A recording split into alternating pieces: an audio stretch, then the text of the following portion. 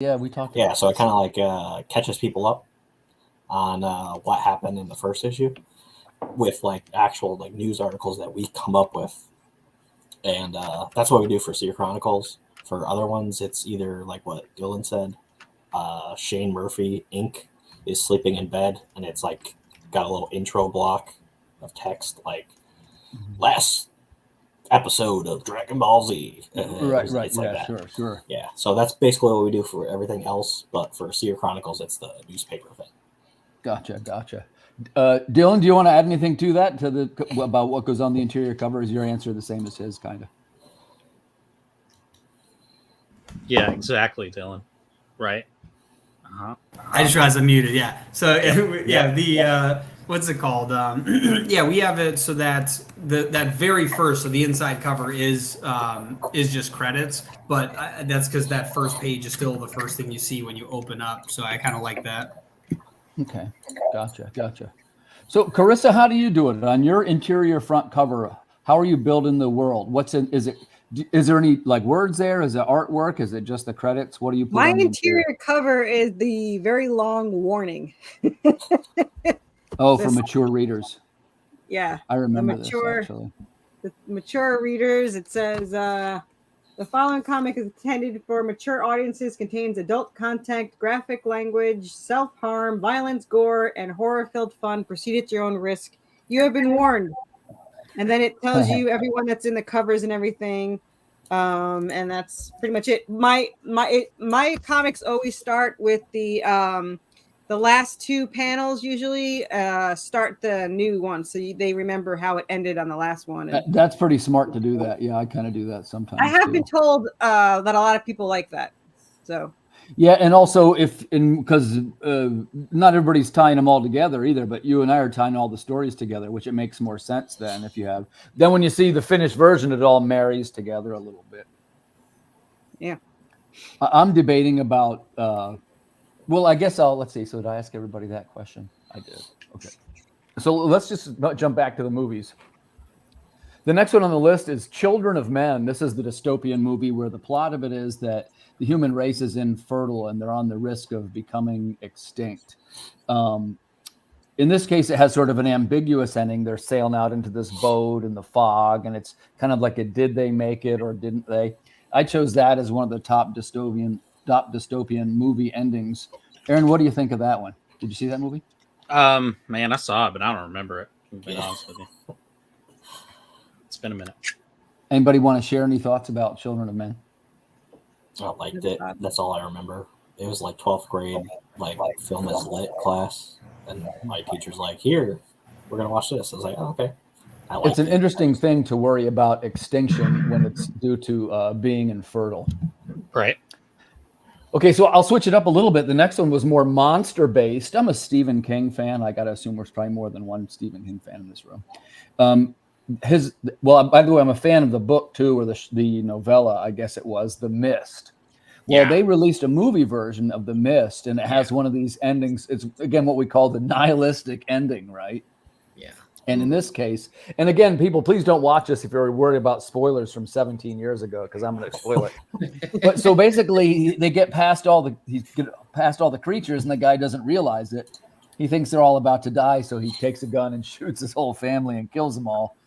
5 seconds later, the U.S. Army comes through and rescues him. They would have been fine if he would have just waited. And I can remember watching this with my daughter, and she had to be all of maybe 9 or 10 years old. And I was like, no, I've seen this one. I remember how it ends. Because remember in the book, it ends, they're listening to the radio, and they hear the word hope on the radio. Right? Which is significantly different than killing your whole family with a handgun, and then you're rescued anyway. But, I mean, she just burst into tears right when we watched it. So to me, that was enough of a nihilistic ending to merit inclusion on this list. Yeah, normally you can. That's one of the choices you have. Is I call it the Game of Thrones choice. So you start killing people left and right, people that, especially characters that people love, and then people thought they're gonna be immortal. I said, nah, I'm just gonna like wipe clean. I'm gonna leave like 1 or 2. Everybody else is gonna go. So Well, and since we're on the subject of world building, and we'll get everybody's opinion on this, that's part of the mosaic, right? You want to have a fabric that's made up of a lot of characters, and preferably when you get to the end, a bunch of those characters are going to be dead, or at least one or two of the big ones, because that's what adds the drama to just about any story, I would say. Yeah, I like to tell people that none of my characters are safe, and I wholeheartedly mean that. I mean, I think one of the earliest conversations Greg and I had, we had finished Tilt 1, and I was like, what if I just didn't do anymore? What if it literally ended it with him bleeding out on the floor? Make it. Just made it a I'll just one make shot. it. Like, I would do that just because, again, none of my characters are safe. I can make more because I do different stories. I don't have one particular story that I'm trying to tell. I have a bunch of different stories, which is why I like doing short stories, because you can end those to where people are infuriated, and that's the best thing for me. Is because that's what the complaint is like, but like there should be more. Well, yeah, that's why it's a short story. And boy, that's the right problem to have when you've got a character or any kind of scenario and somebody's wanting more at the end. Yep. And then I think I've mentioned that a couple times in the last 2 days, the idea of the Cowboy Bebop anime. Like there was only one season, and because of that, it became one of the most loved because you wanted more, but it ended. And it's like that makes it perfect, the fact that you want more. You should want. If you didn't want any more, then it wasn't good. yeah. Yep. Yeah, but that's something that's not that common, especially if it's something from the US. I always say that it is. Sorry, I'm being honest here. Like you guys love to bring things to the ground and until everybody gets bored and tired of it, and we don't want to hear any more about it. You never leave it. That's why I was so pleased with how they end, for example, Breaking Bad, stuff like that. You know, so no, it's 5 seasons, that's it. No, but we're gonna pay them up. I don't care. It's 5 seasons, done. Yeah, you don't want to jump the This is shark. my idea. You can make a movie afterwards, but that's it. I'm not gonna make more seasons just because you give me more money. No. Because you've seen it over and over again. You've seen it like with Dexter. You've seen it with. I like the new season of Dexter, the New Blood one. But that is the problem, though, is what you just said with the money. Is like they'll say no until they do another project that's not going well. And they're like, but like, do you remember like how much we offered? What if we did like, I don't know, 10% more? Eventually, they're just gonna be like, you're probably right. I could go for another round. Remember Star Wars? I remember. Yeah. We were just watching that season in South Park because we started over again. Yeah, I'm all down if you want to do like prequels, if you want to tell all the story from another point of view. We'll go back to the Breaking Bad example, what they did with Better Call Saul. So that's with him. So I want to know about this character, but this is not the same story of the first. I was more interested in Mike's story in that. I have a prequel. Well, I'm still working on it. I only have 10 issues, but I have a prequel. Still working on it. I only got 100 issues. It's fine. I have 100 plus, but the prequel only has 10. 45 is the spinoff. 45 is this one, and then series 2 have like 5 each. So still writing. I wrote like 4 chapters like last week, so still working. Yeah. And I think the most clear example of this is The Walking Dead. That's like, oh yeah, I almost mentioned that earlier. That was the one where not only on TV but in reading the book too, you'd read each issue and be like, who's going to survive this week? You know what I mean? Yeah, it becomes the point. I was the 100 numbers issue that have this problem. Every comic that goes over 100 numbers, I don't care. They have to be something like It's got like 300 copies. supernatural writing, but no. Yeah, but I have didn't not to he write. end the comic book series just by one day he announced like, all right, that was it? Like, isn't that how that ended? Because I remember there being like an outrage over how Walking Dead's comic book series ended. I'm not gonna lie. If that's how he did it, that is an excellent way to do it. No, it really Just- was. There was like Yeah, but I there mean, was it an went ending further, issue, and he though. was just like, "There's not more." So I mean, it.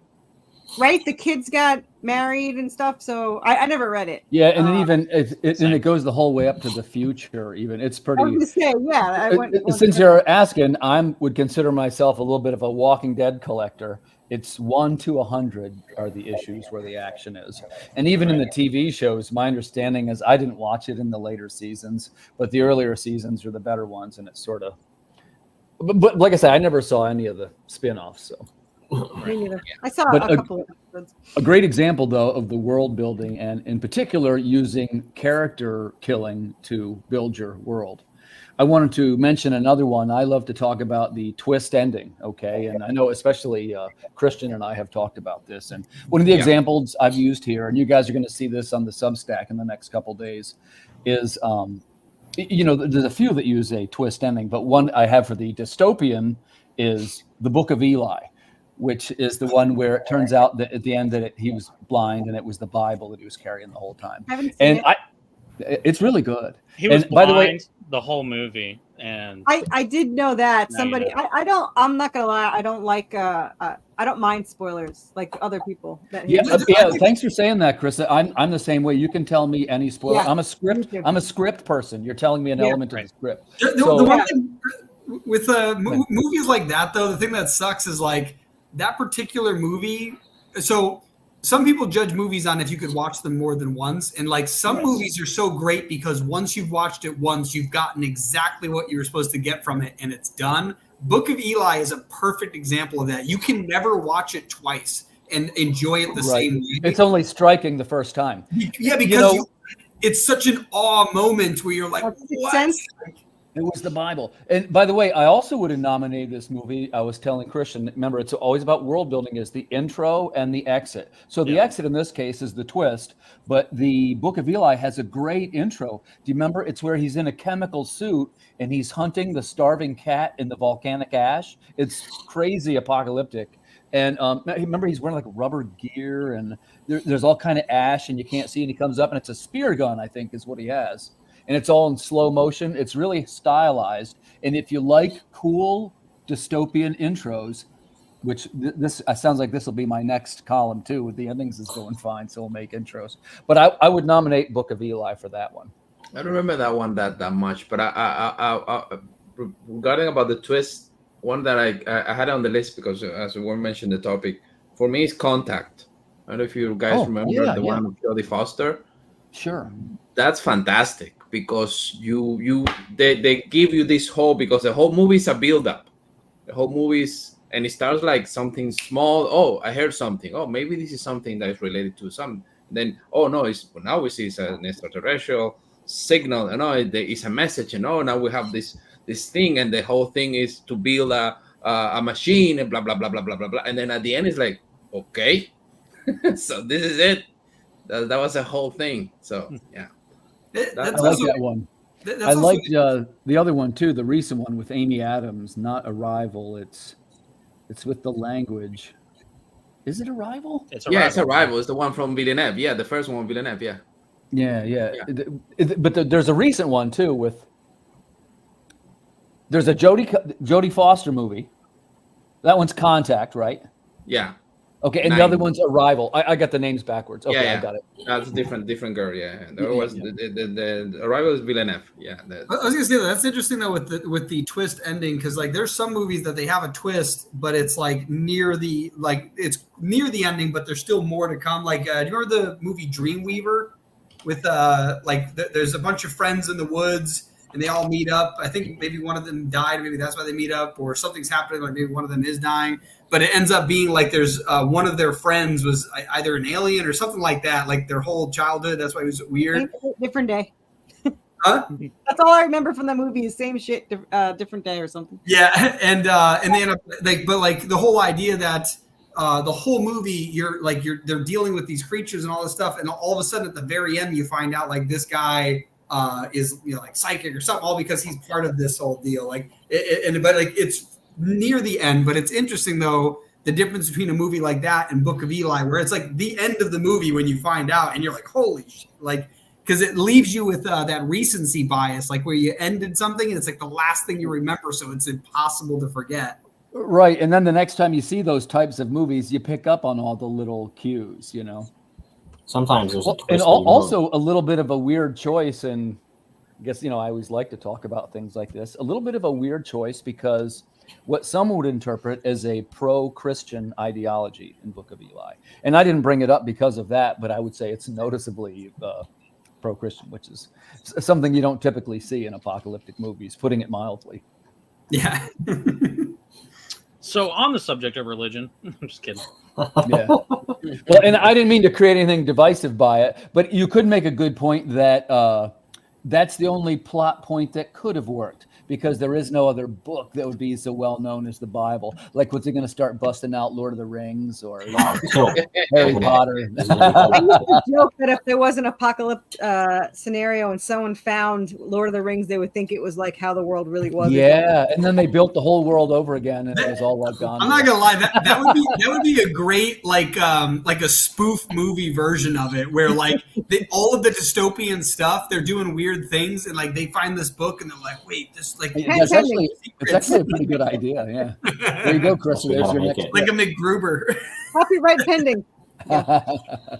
I would buy that. I would buy that book. Okay, so let's jump over to, sometimes I talk about apocalyptic literature and sometimes I'm talking about movies. For tonight's purposes, it's really more about the movies. And the other one I had on the list, and this is based more on the ending than the intro, but it was The Road, which of course was based on Cormac McCarthy's book. Yeah, I know you want to mention that one. Yeah, and first thing, not for everybody, right, Christian? No, I mean, a dark movie. Tell us a little bit about it. That's not a happy movie at all. Yeah. Viggo Mortensen, right? Right. Talking about it's fantastic. And by the way, the cast and they do a terrific job. But the ending that I'm referring to, again, it's kind of like these bleak, nihilistic endings that are very ambiguous. You don't 100% know if the little kid makes it or not, right? Like they're kind of like doing the handoff, and the sea's all gray, and then the world's coming to an end in a really kind of unexplained fashion. And it's one of those endings that after you see it, you go, oh my gosh, what did I just see, right? And I guess what I would say, it's a little bit surprising in a movie of that depth that they don't ever really go into much detail. There's not much lore behind The Road. It's just like, we survived it, here it is, we're going down the road with our shopping cart. It's interesting too, because what's it called? There's some movies that have like a ending that is unsatisfactory, like it's open ended, like some of these nihilistic endings where you're not quite sure how it's going to end. But Right. I'm realizing now, I think the reason why those work is there's really only one thing you're unsure about that you care about. Like there might be a bunch of variables, but like really you're just like, did they live? Like there's like one thing for your brain to focus on. Where I've noticed there's been some movies, I can't think of the one off the top of my head, probably because it's not memorable for this exact reason, where they have a similar ending where it ends, but like there's like 4 different things that were happening. And I'm like, I don't know how any of those things ended, and I have nothing to focus my attention on. And so I don't remember the movies. Like Star Wars. Yeah, 100%. I can't remember what it was called. It was about this bus, and the bus had to keep going a certain speed. And if it got below a certain speed, I think it was called The Bus That Couldn't Slow Down. Star Wars. I would say it wasn't really. It was. I don't know if you've seen what is it, the Dawn of the Dead remake? Where you Zack think Snyder one. Yeah, when you think they get on the boat and you think that they got to the island, but if you watch the credits, then the get whole away island again. is. Oh no, that's right. The whole place is overrun. Yeah, so you don't know if they died there on the island or got back on the boat or where did they go next after that. So. Carissa, that's a great pick. I actually had that on the list, but I dumped it because of only one zombie movie. And you know what? Your entry's better, and I'll tell you why. Because it plays off both. It's ambiguous, and then it twists again after the credits. Yeah. And by the way, I think that movie also has a cool intro. It's got the cool apocalyptic intro. Yeah. I like the different zombie types, and I never really thought about different zombie types until somebody asked me what kind of zombie do I have in mind, and I was like, I had to think about it, and then I realized I had 3 kinds. What are your 3 kinds? Well, the book 1 is the apocalyptic kind, where it comes from hell because the town is merging with hell. So it's, they're coming from hell. So it's more like the hell is full and all that. Book 2 is, this this one's a weird one, but the whole place is overrun by ghosts. So the ghosts possess the bodies. So they're zombies, but they're possessed by ghosts. And then my book 3 is the infection kind, where they're infected and they're running around and they can affect you too. So yeah, I have the 3 different kinds, but I would have never thought about that if someone didn't ask me. I was just like, I don't know, I've got zombies. Well, and you make a good point with that one, because in those remakes, the endings and the intros are so very strong. And, and whenever we make a list, it's tough to, you just have to trim down the list, because as you and I know, they get long really quick. There's, we have 30 movies that we love. But in the case of, I also didn't put I guess that's the 3rd remake of Planet of the Apes, or maybe 4th. It's the very first one with James Franco in it. Yeah. Where it's like 2000. I guess there's 3 of those movies now. Planet of the Apes, But the reason why that has a great ending is not because of anything dramatic. Like I was saying, I'm headed back towards this tone poem. It makes you feel a certain way. And if you remember the end of the first movie, they almost don't mention it. Just the guy sneezes and he looks at his fingers and his fingers are red and he goes, "That's weird." And then it goes to the credits and it shows the airplanes flying and spreading the disease. But there's nobody coughing. He just goes, "That's weird," and it's a little blood. That's interesting though too, because that's only a good ending because that Planet of the Apes. The lore, right. I mean, so that one requires a lot of lore for that to make any sense. Well, I tell you what, let's take a vote. Let's get a question so we can all do something. We'll start with Carissa. We'll go around in a circle. We basically learned that there's 2 ways to do world building. Correct. We've got one way that's tons of lore that explains every back detail with lots of exposition. And then there's way 2, like The Road, where they don't even really tell you what happened. They're all just trying to survive. Carissa, which way do you like better? Do you like tons of lore, or do you like having to just kind of experience the story? You're talking about the ending or the beginning? Can you do a little bit about both? The beginning. Sure. I guess. Well, mine starts in the middle of the horror. She wakes up, she's knocked out, the windows are nailed shut. She doesn't know why, because it happens all in the prequel, and it wasn't important to continue, but it was interesting when you read the prequel to see how they got there. So I like the ambiguousness of not actually knowing how it started and kind of building to where it came from and learning as you go. I'm not a big flashbacks person. In movies, sometimes they could be annoying. Sometimes I like them. It depends how often you do it. Like if like half the movie's just flashbacks, it's annoying as all hell. I do not like ambiguous endings. I hate them. I need to know what happened. I want to know where it went or what's going to happen. If it's in the sequel, that's fine. But I need to know. I don't like unsolved mysteries. Like I watch true crime all the time. But if they say, "Oh, unsolved mysteries of so and so," I was like, "Go to hell!" I don't never found. I need to know what happened. And I'm horrible. Like this is going to sound awful, and you think about my will because I get yelled at all the time.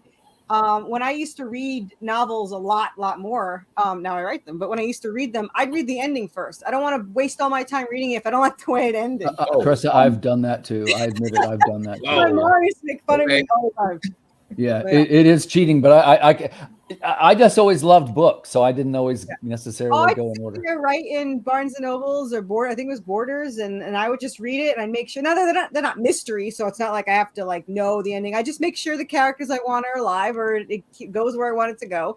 I get very connected and very invested in the characters. Like you know mine, so you know how invested I get. So if it doesn't go the way I want it to, like if there's a series, I read about how it ended.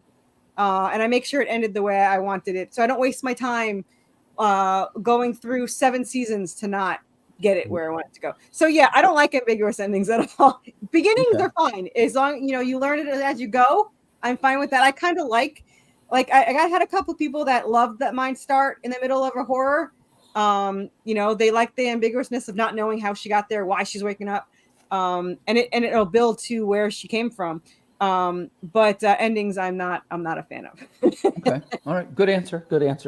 Let's jump over to Aaron. Aaron, same question a little bit, but you can of course expand on this. So in your writing, or even what kind of things you prefer, do you like a lot of lore? Do you prefer kind of like just the adventure and you figure out as you go? And I know it depends on the length, so give us some. Yeah, I mean, for me, it's more so about in a high fantasy world, I need to know the lore, just because, I mean, if I'm dealing with elves and dwarves and goblins, like which version of those? and how'd they get there. Whose brother is who, right? All that. Yeah, because if you ever, I do like a little of that. You got I Lord of the want to make Rings, fun of him, but I do right? like that a little. But you got like Lord of the Rings, where it's like you do figure that stuff out as you go, and then you realize just how insane that man was to create what he created. Right. But then you have other stories like the I'll probably mispronounce it, but the Shannara Chronicles. Yeah. Where That's the one it's futuristic, but it actually still has elves, like basically bloodlines ended up, turning into trolls and all that stuff, which is a fantastic idea. So when it comes to one you're talking about, I have no idea. I know there was a television series based off a book series. Because like 2 seasons. Yeah, Terry Brooks is one of my favorite. He had definitely a lot of lore too. That sounds right. That sounds like the name. Yeah. But anyway, I watched the series. First season great, second season awful. And then they canceled it. And it, maybe I'm right. But so when it comes like to how I look at stuff, yeah, high fantasy, I need the lore. Other stuff, throw me in. I'm perfectly fine getting thrown in.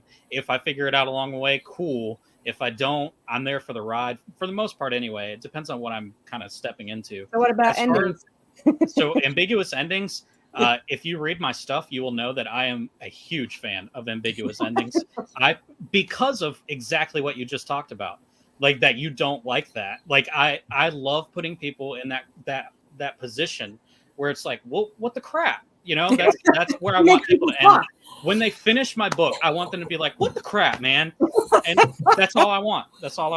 See, I love cliffhangers while I'm reading. If anyone reads mine, they know that every issue ends in something horrible and book 3 is the worst. I mean, it ends with people getting bit by zombies. You don't know what happens. People, in a room trap. So I love cliffhangers. I don't like them at the end. But I could see why people would. You get them talking and you make, people wonder and I get it. It's just my personality wise, I need to know. I have a curiosity streak. But I do love lore. I do love learning. Like if there's something I love, I wish that I could tell everyone all the lore in my book. I mean, there's like 50 issues before that built up to this, and I can't tell anyone what happened. So it's got a lot more behind the scenes than people think it is, which is why it's excruciating. Yeah. Because I want to tell everybody everything. So then I just pick a few key people. Like that, I'll be like, "Oh, you want to know?" And that way, That way, I've told somebody. I feel better about myself. Oh, I love talking about it. Lori yells at me all the time because she's like, "You give too much away." I was like, "There's nothing I can tell you that would make you want to not read it." There's twists and there's turns, but there's nothing like, "Oh, I don't want to read it now." That happens. Let's jump over to Christian. I want to get his answer on these questions too. So if you got. Basically, we're saying there's 2 kinds of writing, right? We're kind of using the road as our example of not using lore. And of course, I'm not picking on the road. But like, remember, for example, he doesn't even name the characters, right? Like the kid's got his whole movie and he's just the boy, right? Yeah. So which do you prefer in your own works? First of all, whether you like a lot of lore. And the second thing is if you like ambiguous endings. I don't like ambiguous endings. That's one of my main problems, for example, with Christopher Nolan, is the whole bullshit of origin. That I don't know what. Oh, it's a dream. It's not. Oh, so your interpretation, dude. I paid the ticket, so you tell me what's your story. I want to know. I don't want to have a debate of what you meant. That's pretty. No, I want to know what is your story. Okay, forget about what I have in my head. I want to enjoy it. I hate that shit. So no, if you want to say something, say it. Okay, that's a little bit lazy writing. Oh, I'm so mysterious and I'm so intelligent. I'm gonna fool you. No. Okay, so I don't like that. About the lore thing, have it or not have it. The thing is that I like to play with that. For example, I'm building now. Next year we're gonna publish the whole 4 issues of the main story. But I've been leaving like breadcrumbs of that story in other short stories, in anthology and stuff like I published over the years. There is everything's connected. But you don't have to know that if you don't really like read the main one. And it's not relevant because some of the stories are just a character and present a situation. But the whole thing is all in the same timeline, the same universe, the same whatever you want to call it, So I do both. I do for the main one. I want it to be not as Tolkien was or something like that, because we don't do novels. It's very complicated to have that kind of lore in comics, and especially if you're not gonna do like 60 issues, 70 issues, or something like that. If you're an indie publisher, it's very complicated to make 50 issues of anything, So you're gonna do what, 6, 8, 10 maybe. Right. Your sweet spot is 5 to 8. So exactly. So that's what they say. I'm just hitting number. Well. 7. Yeah, we're not gonna do. We're gonna do 4, and because it's a numbers game. 42. I don't know what to tell you. Yeah, break them up into 10 things. Well, they're 5 books. That's the thing. So at least in my case, so what I do is I have a long story with lore, limited one on the main issue, but then I put details of that same in other stories, and other contexts, so everything resonates if you really read them all. So that's I tend to play with both. And by the way, I don't know what the right answer is. And Greg, we're coming to you next because I want to hear your thoughts too on this. Yeah, Greg. But I do think that, correct me, or viewers correct me if you think I've got it wrong. It seems like the leaning is more toward lore, like the things like. And look, you mentioned Lord of the Rings, so I'm just going to stick on that. You look through and he's got maps, and everybody's this guy's brother, and everybody's got a name, and tells you where he's from and what kind of trees grow there. Like it can all go too far, but it's worth noting that here it is, 90 years later, and they're still reading that book. There's not too much else that they will do, and there's something in human nature that they like to latch on to familiar worlds and like they know all the parts. Like, does anybody here know what planet a Wookiee is from? Do you know, Christian? What is it? Kashyyyk. It's Kashyyyk. And I only do that because, man, it sure does prove a point, because you could watch Star Wars 1,000 times and there's no reason to know where Wookiees come from, but people love lore, and someone will learn that, and they'll be able to answer it on one of these shows. That's what those novels are for, right? Yeah. No, and also the I think appeared in episode 2 is one they want to go to Chewbacca's planet or something like that, and they mention it, and I say, oh, okay. Yeah, and it's also mentioned in it's mentioned a couple times. The one where they fight on the Wookiee planet. Yeah. But hey, so let's jump back to one. I wasn't sure if you guys had seen this movie, but I got one more dystopian ending for you. And again, they're not always bombs blasting. These are not always, desperate things. Sometimes it's a little bit more of an emotional note. So this one is Silent Running from 1976. This is one where 3 little robots were taking care of a garden in outer space on like a space station because vegetation on Earth had died off. I know Wall-E.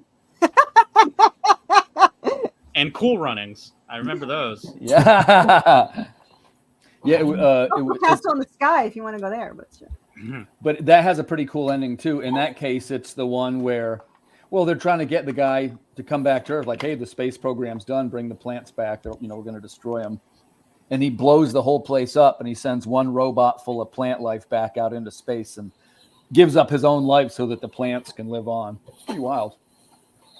Highly recommended to you. Highly recommended. In the strongest possible. It's called Silent Running. And it has 3 little cute robots, Huey, Dewey, and Louie. Oh, I see it. All right. It's no Short Circuit. But... Well, to be honest with you guys mentioned when you mentioned Wall-E, that's very much what it's like. Of course, Wall-E. Yeah. If you like Wall-E, you'll like Silent Running.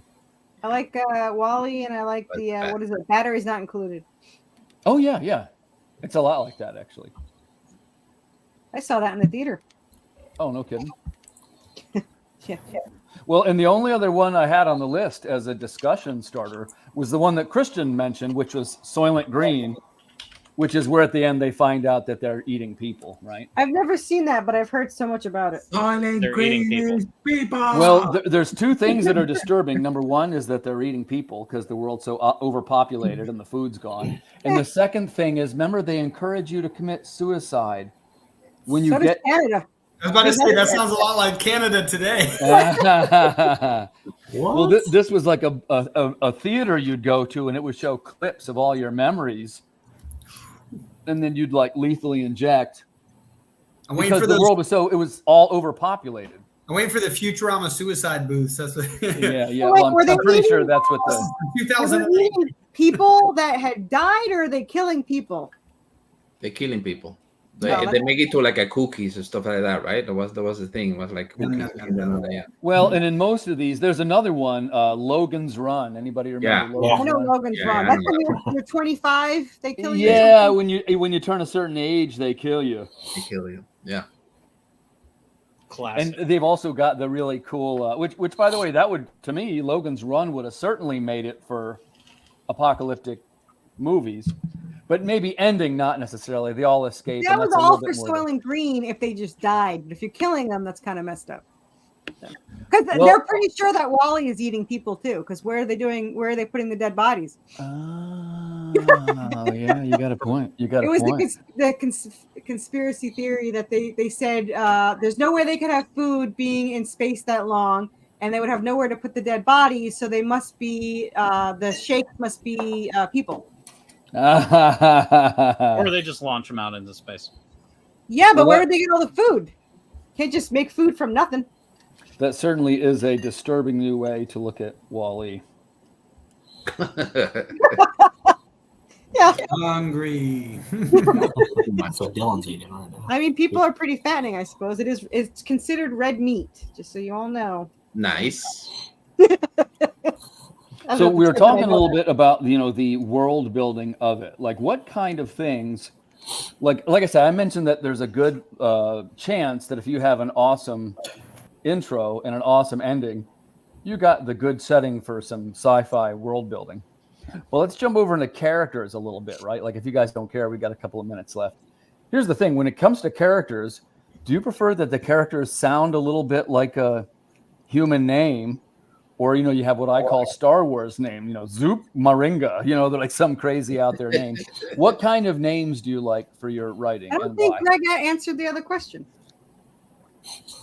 Yeah, Did you? freaking great. Trying to get Greg not answering. Yeah. It's completely fine. I'm just here. Okay. Greg, you're on the spot. Cool. I have to answer. You have to answer. Lore or ambiguous endings. Yeah. Oh, yeah. Did like- you answer that one? I don't think you did. No. because you're like, forget him. Sorry. We sometimes get off the track. Nah, it's fine. Greg. It's messing me up a little because we go around in a circle and the circle's changing. Well, I thought you moved Oh, him yeah. so you knew he was next. So I didn't know. No, No, I'm Dylan not told controlling me. the circle. Yeah, Dylan's the one that's controlling. Oh, He's see? eating people in the color. Everything up. He's messing everything up. Ugh. Lore and ambiguous endings. That's your. I kind of like both. Out Oh, of I like Aaron's comics, so it's like stories. So obviously, I like that. Hey, And lore is important for us too. So I like both. There's a really cool ending. I bias because I created it at the end of the first saga of the Seer Chronicles, and like only me and Dylan know it. So, but it's really cool, and there's like a twist at the end, like right before the end of it, and I can't say anything, so it's so annoying that I can't say anything. But yeah, like you'll have to really pay attention in the first couple issues before that in order to find out like why that twist is happening. So I like both. Cool. So now I'm not on the spot anymore. and I'm not alone. So what was the next Dylan- one? Dylan, we didn't get, did we? It's surprising Oh, you yeah. haven't. It's surprising you haven't mentioned Blade Runner because Blade Runner had both as a fantastic lore, fantastic characters, an It's open not ending. ambiguous. It's not Yeah. ambiguous anymore, right? Because of the director's cut. Yeah, but even he has like 5 different versions of the movie, the original one. So yeah, there's Yeah. one with a narrator. There's one that they cut stuff, and even like until the premiere, the new one, they were still asking Harrison Ford about, hey, your character is a replica or no? And then in the second one they explain it, no? But he has to be a replica or whatever because he found the unicorn. I didn't watch it. I've heard your theory, Carissa. I know which one you're referring to. I don't know. I got to be honest with you. With my limited experience of making stuff, I now get it that sometimes the end user misinterprets a little whatever you were trying to make. So I think when we see these things on YouTube, like, oh, I analyze the secrets. The other one is John Carpenter's The Thing. Oh, At the end of that one, they say, well, if you watch it, by the way, I end, can't there's- stand those. Somebody said that they what? actually You can't know stand them? I can't stand when people are like, I figured it out. Like, here's what it actually means. You're wrong. Like, the people trying to extrapolate that kind of stuff from Well, a writer. Oh yeah, it's, because it's just so pointless. Well, Because somebody said again, that they figured out the thing, and John the Carpenter's thing like, no, you was didn't. because You didn't figure he that out. didn't have breath, right? So that thing. So the thing was the other guy, and then the theory was he was drinking gasoline or something. Yep. The main one was the other guy didn't have his breath shown. Right. Spoiler. What I remember. Well, and my point is, I don't think that is what. And by the way, that theory does make a lot of sense. I'm willing to buy it. but did But the writer say that was true? They're like, what? No way. We were just trying to make a movie. It was just the way the breath came out. Right. It was. There's no way they thought it through that far. You know what I mean? There you go. There's your answer. Yeah, I Now, was gonna say that said, and remember, I'm a scripting guy, so we said we didn't care about spoilers. There is a remake of The Thing, and people didn't like it as much, and it has Because it was CG. CGI. And who's the girl? She's Mary Elizabeth Winstead. I didn't watch it. I don't like CG horror movies. They always should be practical. Oh, Carissa, you got to check it out. I want to know what you think because there, if you like The Thing, it's a nice tribute to it. It's a prequel, and what they do is instead of doing the thing with the breath, she says, "I'm going to mess it up now that I'm on the show," but she says something like, she pulls the flamethrower on him and she says something like, well, how did you know? And she says, your earring was on the other side before. Blam! Like it wasn't like having a guess about the breath. It was, she said, you know, and I was like, oh, that makes a lot of sense. So what did the writer say? So he wasn't the thing and they were just two people, or? At the end of this one, the guy was one of the No, things. I mean in the original. Did they ever say what actually was? Well, in the original, the interview that I read, it was like Aaron said, the writers were like, no, we just wrote it. If somebody's interpreting it that way, that's fine. But so they're just two humans at the end. Right. And I guess it was supposed to be bleak. The inference in the script was that they both froze to death in the snow. I was going to say, yeah, they froze to death. Yeah. And then the end of The Thing remake, which I got to tell you, I really think you will like. But at the end of The Thing remake, it didn't get very good reviews, but I don't listen to that too much. Like I thought she carried it. She's the girlfriend in Scott Pilgrim, if you like the Scott Pilgrim. Ah, gotcha. Yeah. Which I always love her anyway. And she plays the scientist that's, you know, knows how to dig stuff out of ice or whatever.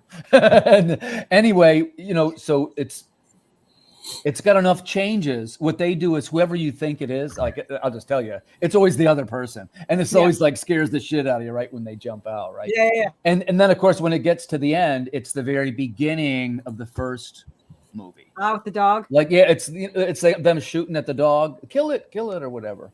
Yeah. And that's a good beginning. Yeah, it's really well done. Yeah.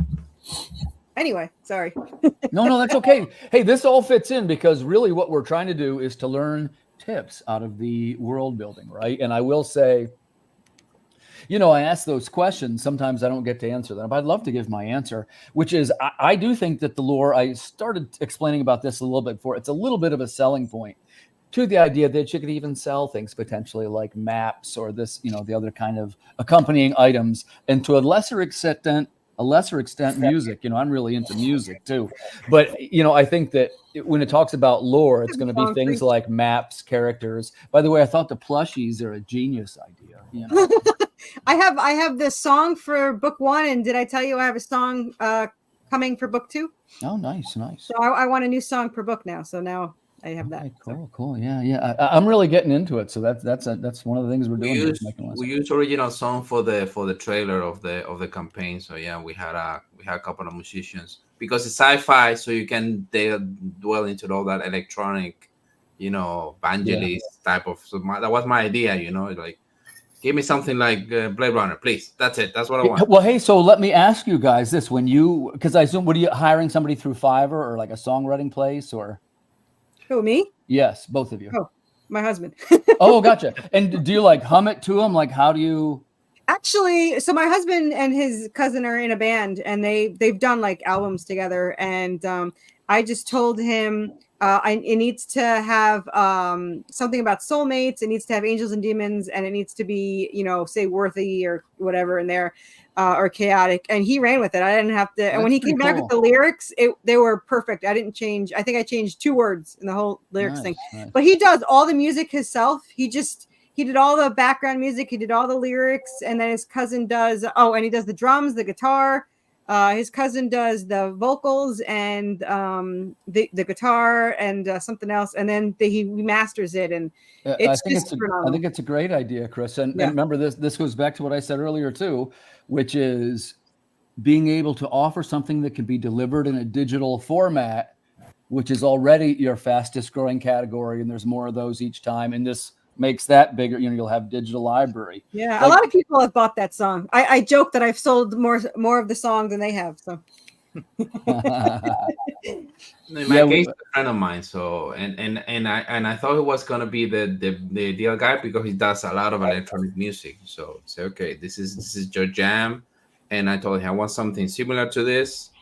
Tell me what you can offer, and then we will cut him from there. Because he gave me something that was not so much as I wanted. So I was like, no, I want more like this, more like this sound and that, and it needs to match. Of course, if it's a trailer, it needs to match the images. So we already have the trailer up, so we just need we want 45 seconds or 50 seconds, and it needs to be here, and cut here, cut there. And so it was fun. But at the end of the day, I admire that, and we talked before a little bit about how there's sort of a close kinship between comic creators and musicians. And especially, you guys probably know that Aaron and I are a little bit of friends too, and we talk about music a lot when it's not, on the air, so to speak. But that's something that's very important part of our lives here, music. And I mean, I think there's something like 10 guitars in this house now. yeah, us too. Yeah, and like my son husband plays, and 4 drum sets. He's not allowed to have more than 4, so we rotate. I had my brother here for Thanksgiving, and he's like one of these musical wonderkins, and is like, okay, well, we sit down for 2 hours and we're just banging songs out. Like, we got to start recording this, But to circle it back around, it is helpful to offer something in a digital reward that can be easily accessed by digital customers. I think that, man, we talk so much about the books and everything, but there has to be digital answers, has to be part of it somehow. So that's one of ours is we do you can digitally download the maps and you can digitally download the songs. I have that with the coloring book. You got the coloring book, but I made it digital, which I would have never thought to do. And somebody asked for it, so I did it. And it sold a bunch. I didn't think it would, but yeah. Yeah, I love the ideas. I'm watching that hardcover, Carissa. I think I might message your lady. Like I say, I have one over here too. But you were asking about right now. I've got to get my 2 library. I got to do my 2 library editions because that's the next thing, and then I'll have those. They're soft covers, but they're both. As long as you get a hardcover, I want to see it. Yeah. Oh yeah, it's something that's coming. But I think again, probably what I'll do is organize everything together into one big hardcover. You know what I mean? Yeah. If I'm jumping in the water, jump way in, and this is basically the omnibus, so to speak. Yeah. I asked somebody if somebody said to put all of them together. So I calculated how many pages I think it might be. I was like, no, I think 1,500 pages is a lot. But I'll probably have a box set at the end and then re-release it with like the spines creating a picture on the outside or something. So or something like that, or connecting covers or something. I don't know. But we'll see. Right now it's 5 novels, and I deleted 2 issues from the next book, so now it's a little shorter. But so it's 42 issues now instead of 45. Yay! Okay, well, as we're getting closer to our time, let me ask. I got another question for you guys. Again, I want to make this about world building, right? Because I know that not everybody likes the things that I like, and I like to get the impressions of what other creators are doing. And let's start with Christian. So when you're looking at a new book, and it could be another creator or it could be a DC title or anything like that, and it's the first time you're just cracking the product open and you don't know anything about it, what draws you in first in the world building? Is it the dialogue? Is it the art? What is something that will get your attention right away? Normally, it's the setting. So what is the setting of the whole thing? So for example, I'm not a big fantasy guy. And I have fantastic friends who do wonderful work, and the art is crazy, and these dragons and blah blah blah. But I'm not interested at all in that subject, like zero. So if it's something about that, if it's it's a magician, or it's an elf, I say okay, thank you, nope. So it needs to be something, and the setting is for me. I like the first impression, because it's complicated to know the story by just looking at a couple of pages. You need to read along. So, and also that's one, that the theme, and another thing is no superheroes. Like, like for me, I always say that's the cancer of comics. Is that nobody should be doing any more superheroes anymore. Hey, that's a hot take. Why do you say that? Because there's already like 90 years of superheroes. Yeah. Okay. So everything has been said already. For a reason. Let's move on. So this is an art form. It's like, I tell you, I respect. You're sitting here talking about Edgar Allan Poe. Hold up. You're going to talk about like old properties and things that we're still talking about that are relevant. He's got a even point. Like Lord of the Rings that are He's old, got a point. Still relevant. Like superheroes are still outdoing everything else combined in the comic book world. So you're just because you don't like them, that doesn't mean don't do them anymore. The MCU and that's Fight. I'm just saying, man, that stuff has driven me nuts for a long time. I'm so tired. I don't mean to come at you. I'm so tired of hearing. It's good. A little drama is good. Go for it. I'm just so tired of hearing people come about superheroes because I keep saying, if you read indie, we have the better stories anyway. But if you read indie superheroes, we have the better stories there too. I was gonna say that's the biggest thing. It's not the genre of superheroes that's bad. It's that there's so many bad superhero comics that it makes it feel like the genre is bad, when in reality it's just terrible storytelling. Where they use what's the word again? I tried to say it earlier. The Deus what's that word where it's like the divine fixing of a problem? The Deus Ex Machina. Yeah, that thing. Say it again so I can hear it out loud. He says Machina. Is it Machina? Yeah. Deus Ex Machina. Deus Ex Machina. Yeah, that's the one. Yeah. But like Latin. So at the end of the day, that's the problem, is you have tons and tons of superhero stories that's what they do. They have a problem and then they're like, well, and now just magic solves it. And it's like, wait, what? Like there was like that's why like older ones, like Batman getting his back broken by Bane, and you're like, holy crap, like what's going on? Like that was good. Like that we needed to see this. Like the Dark Knight fell. Like holy crap. And now it's just like, yeah, like magic. Like, oh my God, your mom's the same mom as my mom. Like it's just so creative writing. And but I see that across genres, though. What you just said is the same thing that's going on across genres, and that's why it's so hard to find good story. Like, look, Image. I mean, you can pick up some crap stories from Image. You can pick up some great stories from Image across the board. The difference that I always say is, what voice have you given your characters? What voice have you given your story and your world? That's what I care about. But yeah, and I think that really what it is too is like it's just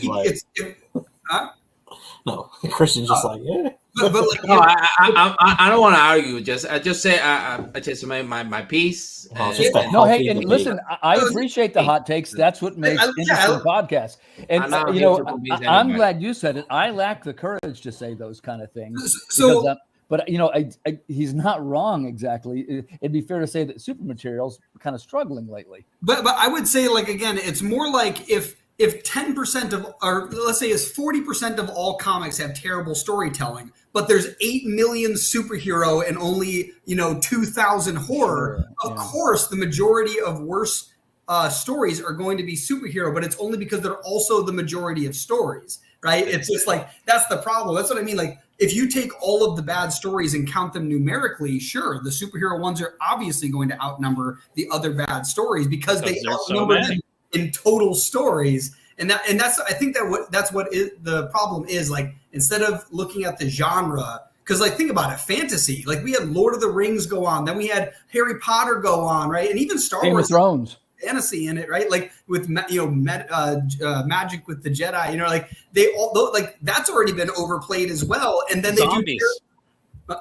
What hasn't been done? Yeah. What has Zombies, monster yeah. stories? What hasn't been done? Yeah, It's you about your notice voice. I never chime in on this because then the instant thing somebody would say to me, I'm the post-apocalyptic science fiction, which there's 100 of those right now. But like the monster one's hilarious because there's like 58 Godzilla movies or something like that. I have them all on the list somewhere because I've seen and own like 98% of them. But like it's true, like they've all been done. So it's definitely just the quality of story. It's not the genre of story, but it's just whatever stories.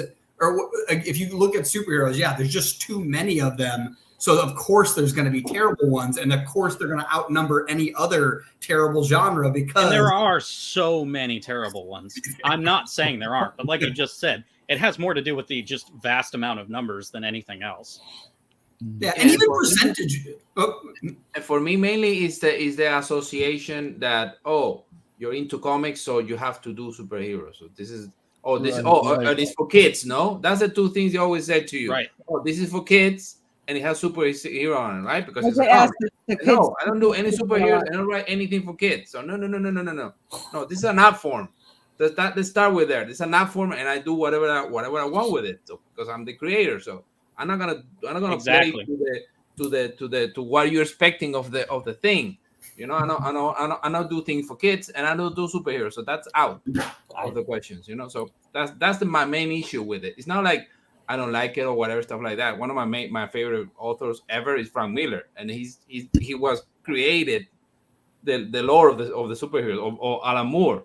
So, but that's like 2 or 3 exceptions. That's like you can count it with the hands, with the fingers in your hands. But the rest is. Oof. I'm the same way in every genre. Again, like, all right, I have exceptions for all of them, but for the most part, everyone's done the stories. I just care about how you do it. Yeah, the voice. no, Did I break it? No, that was definitely good back and forth because like I agree. Like it is an interesting thing because I almost wonder if it's not so much like not to focus on superheroes, because I think the other problem too is that when someone goes to create a comic, like someone's like, oh, I learned to draw a little bit, I want to tell a story, and they all jump to superheroes by default. And that's probably why there's so many bad superhero stories, is because that's the default one. So I do agree in a sense that we should try to show people that comics can be more than superheroes. And it actually made me think, I was like, while you guys are going back and forth, the idea that a manga is considered different than a comic when they're identical except for the direction of reading. You mean superhero stories? Right. Yeah, like manga is superhero stories. It's right. And you could even and on this side, I'm coming on the side of, like I say, because I don't read these kind of books, but I get it that when people say, oh, well, the sales are down, they're not necessarily. It's all in how you look at it. And one of them is titles like, do you guys know who Dogman is? Yes. Yeah. I have a 6-year-old. Yeah, and there's another one that does crazy well. He's the Captain Underpants guy. Yep. Yeah. That one I know. And I'm telling you guys, they sell stupid numbers of these books. Catman. Yeah, Catman. Dogman, Cat Dad. Captain Underpants. Dave Pilkey is the guy. Yeah, and he's also Diary of a Wimpy Kid. That's the same guy. Yeah, I think all those are the same thing. I think they might all be the same guy. Like if you ever look at his story, the dude started doing that in school when he was a child, and look what he did with it, because he just stuck to it. But I do agree. Like I almost wonder if the idea of calling it a manga helps it become more digestible. It's almost like comic books have become so numerous that we almost need different names for the types of comics there are, because you're right. Like I have heard like, oh, comic books like for kids. And it's like the majority of people who've never read a comic don't even understand that even the Marvel comics, like some of them were dark as hell. Like even like a Spider-Man comic who was very much for kids originally, like it was meant for teenagers and high schoolers. Like some of them have dark stories. And so it's interesting that the majority of people who've never read a comic or who've never been into comics don't realize there might be a comic that they would love because it meets exactly what they want in the story, except they get the visual representation and not just a book. So it's definitely interesting that just the concept of comics is all heroes. And it's like, how else could we frame it so that more people are willing to investigate like this medium. Bye, everybody. I have a meeting that I'm supposed to be at 7. So. Hey, it was good to see you, Aaron. Yeah, good to see everybody. Yeah, Bye. always a pleasure. Always a pleasure. No, for me, mainly is that it's like, hey, it's an app form. That's it. So it is whatever the creator wants it to be. Yeah, You want to be I started doing superheroes because I mostly just knew superheroes. And then I was like, oh, there's horror comics. I didn't know there were horror comics. So then I started getting into horror. And then you invited me to do your anthology. And I was like, this is awesome because I don't have to do a superhero comic. So I did that. So. Yeah, I was going to say, like, I loved comics as a kid because I mentioned, somebody mentioned, like, there's barbershops. It might have been you, Timothy, that brought this up. Like, there's even barbershops that are opening that the whole point is they have comics. My barber just owned a bunch of comics and left them there so that I could read them. That's what they did back then. Yeah, and I love that. That was literally all my exposure to comics when I was growing up was, these. I'm scared, Tim. I know I did. But like it just having these comics sitting around and like exploring them was awesome. Like that was really my first exposure to it. And then obviously when movies and animations came out, cartoons, that was definitely a really good way to get into it. But same with Greg, like at one point I didn't register that people made comics that weren't superheroes. And it's weird though, because like I knew that comics weren't all for kids. Like you have Carnage. Carnage is a psychopath. Like that. Like he ripped people apart. Like it is not a pretty picture. And so like there's definitely like dark versions of even the mainstream comics that are superheroes. But yeah, it was really cool when I found out that there was horror comics and sci-fi comics and like. Because like in my head, it was always like, if it was a sci-fi comic, it was just like a space superhero and not literally a sci-fi comic. And then I found out like, even Star Wars has comics on it, right? And I'm like, oh, wow, Godzilla has comics on it. I was like, there's like stuff for literally everything in the comic space. And I feel like that is part of the thing is like manga is very well known as being a certain type of creative. But when it comes to comics, people just like narrow down on like kid superhero stuff when there's so many more genres, so many more audiences that could be enjoying that.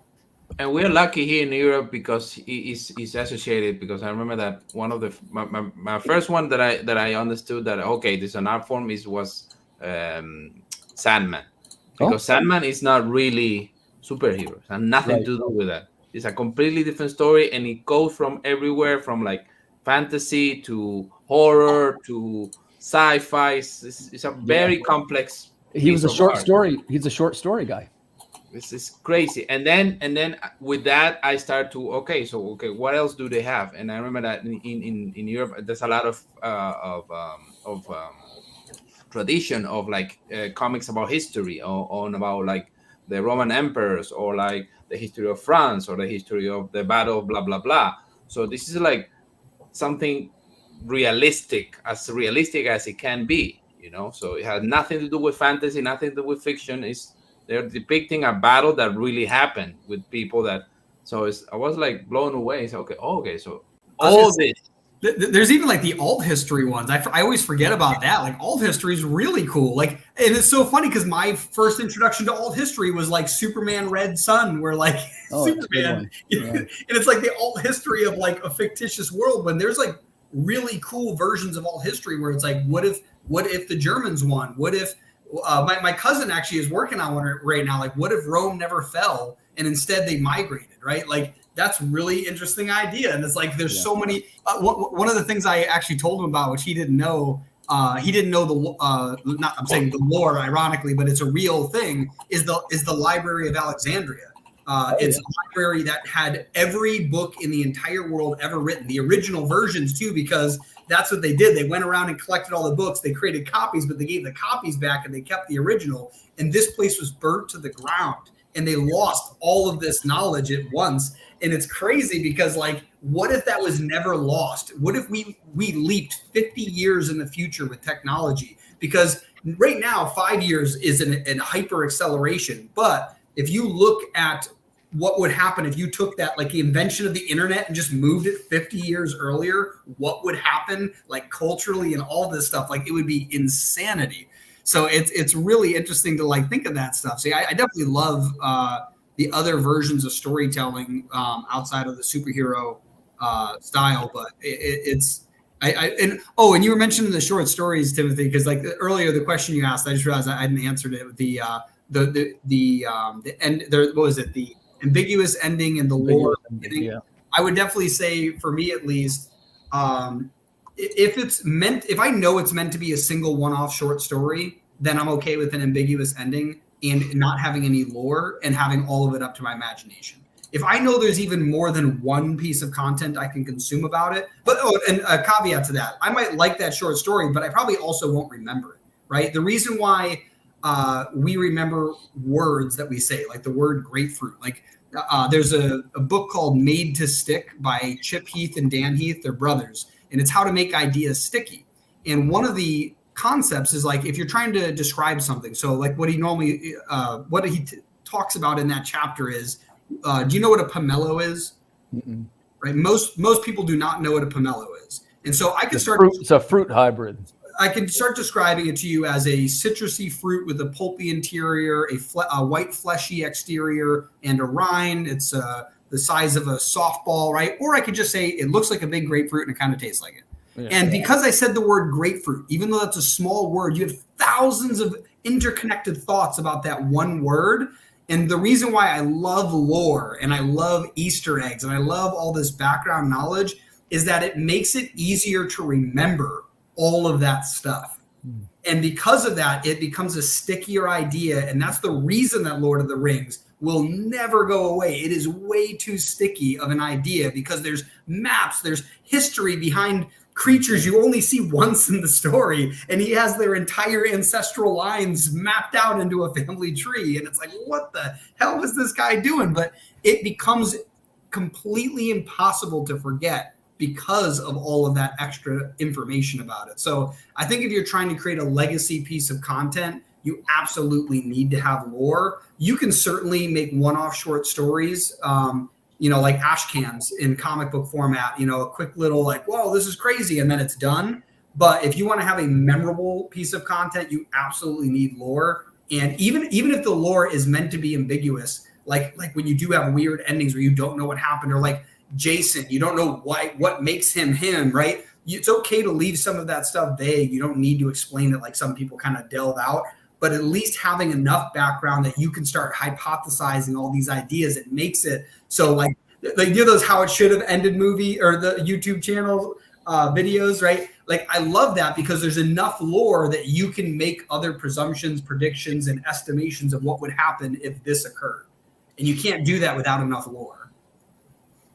Yeah, I'm glad you say that. And I just real quick, first of all, thank you everybody for sharing your opinions and your thoughts. I remind you, there's no wrong answer. Some people love short form. Some people love novels. Some people love sci-fi. Some people love horror. Some people love heroes. It's one big happy tent. We're all kind of doing something different. And it's really the love of the art form that holds it all together. So I'm always grateful when I have the chance to meet with you guys and to glean the information from the talented professionals among us. Because I don't always know the answers. I am one of the people, I try new stuff, but I don't always know. If I knew, I'd be telling you this from on board my yacht while I'm circling the Caribbean. Knowing that the internet's not working. Why isn't the internet working? I'm in the middle of the ocean. But I will say that it's, one of the things, because I do work a little bit with editing teams now. That's one of the things we do. And I picked up a couple of gigs from comic conventions and people that I've met. And of course, I'm still trying to make and by the way, one was a referral from Carissa, by the way. Thank you, Carissa. I'm working with that fella, David. He's a sweetheart. Oh, good. Yeah. And, but one of the things that's important, that I think is important, is sometimes they're newer people, they've never made a book before. They tend to start out without any lore or any names or saying what's going on. I love when people take my recommendations. Yeah. Well, and these guys have some great projects, but I kind of want to say, wait, well, don't forget these readers have never heard these people's names before. They've got to either say it to each other or they've got to be in an interior panel. And like it doesn't say the names at all. Oh, yeah, that's right. Unless you're going. I couldn't be on the next panel because I don't know what a budget is. But Timothy, I agree. Like, I think the biggest thing, like I said, is if your goal is to only make one comic, you definitely don't need to include lore. Sometimes that mystery can make it exciting. But if you plan on making a series you want people to remember, you don't need to share all the lore at once. But like, you could have a wiki, you could have maps, you got to have something so that I can dive deeper. Like, that's one of the big reasons I love lore, is that if I want to prove that I'm a true fan, which some people want, they want to be able to say, no, I'm a better fan of Star Wars than you because I know the name of the planet that these people lived on and what all 3 moons were called, right? It's like, so I'm with her budget. Like that's Fire Comics putting out some high-end sci-fi over there. A quality product he's making. I was one of the backers on that project. I particularly liked, we were talking about lore, and we mentioned before one of his techniques in that book was the weather report, the post-apocalyptic weather, which I'm still gonna steal that one of these days.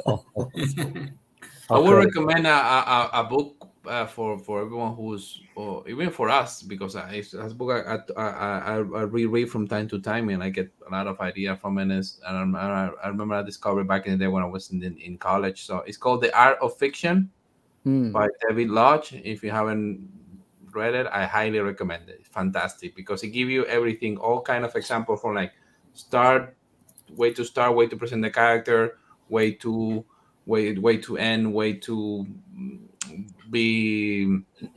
have the theme, have a tone. It's a fantastic book. It's hey, who's it by? Because when I typed in The Art of Fiction, 7 different authors came up. David Lodge. The Art of Fiction by David Lodge. Found it. Literally, I recommend it. Go to Google and type that, or to Google, go to Amazon and type that in. I had 7 different authors come up. David Lodge, fantastic book. Highly recommended. Really, really, really good. Nice. Well, Greg, I think we're supposed to do a giveaway and then follow that up with our next panel. But before we do that, we got to have everybody share where they can find them. So let's go. Wait, where are we going? This way. Start with Christian, and we'll go across the top. Christian, where can we find you? Yeah, you can find me on the website on popstudio.com, on Facebook, Instagram, Twitter, YouTube, everywhere, TikTok. Whatever you can think of, we are there probably. So on Popular Studios, on Pop Studio, on Popular Comics, those are our jams. So Nice. Yep. Timothy. I guess I'd say I got 2 main ones right now, which I've moved most of my stuff over to Substack. I'm Timothy Fling on Substack. And also I'm on Kickstarter right now for Water Wars 2288, the Ultimate Edition. You can get the 2-volume set for just $44. Don't miss your chance, America. And Carissa, there we go. I am everywhere, Worthy Chaos, but the best place to find me is Kickstarter. Just search Worthy Chaos or go to that, I guess. Or you can always follow the link, theworthychaos.com. And my hardcover is live now for 5 more days. And they're already in hand.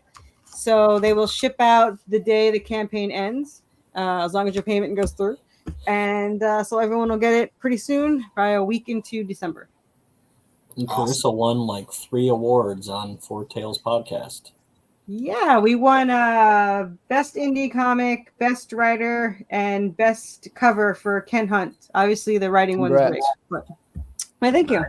Congrats. Yeah, 300 people voted. They said that they don't even have 300 subscribers, so that was pretty cool. That's awesome. I was one of the voters. Timothy, I just realized you definitely have like a slogan you could be using, like, stop by my website, even if it's just for a fling. You don't want to go to fling.com, trust me.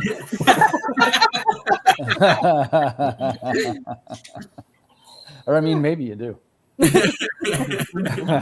I won't judge you. You didn't hear it from me.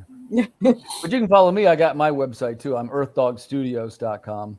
I sell all my books myself. I do digital versions of just about everything. Having a pretty good publishing year as far as that going.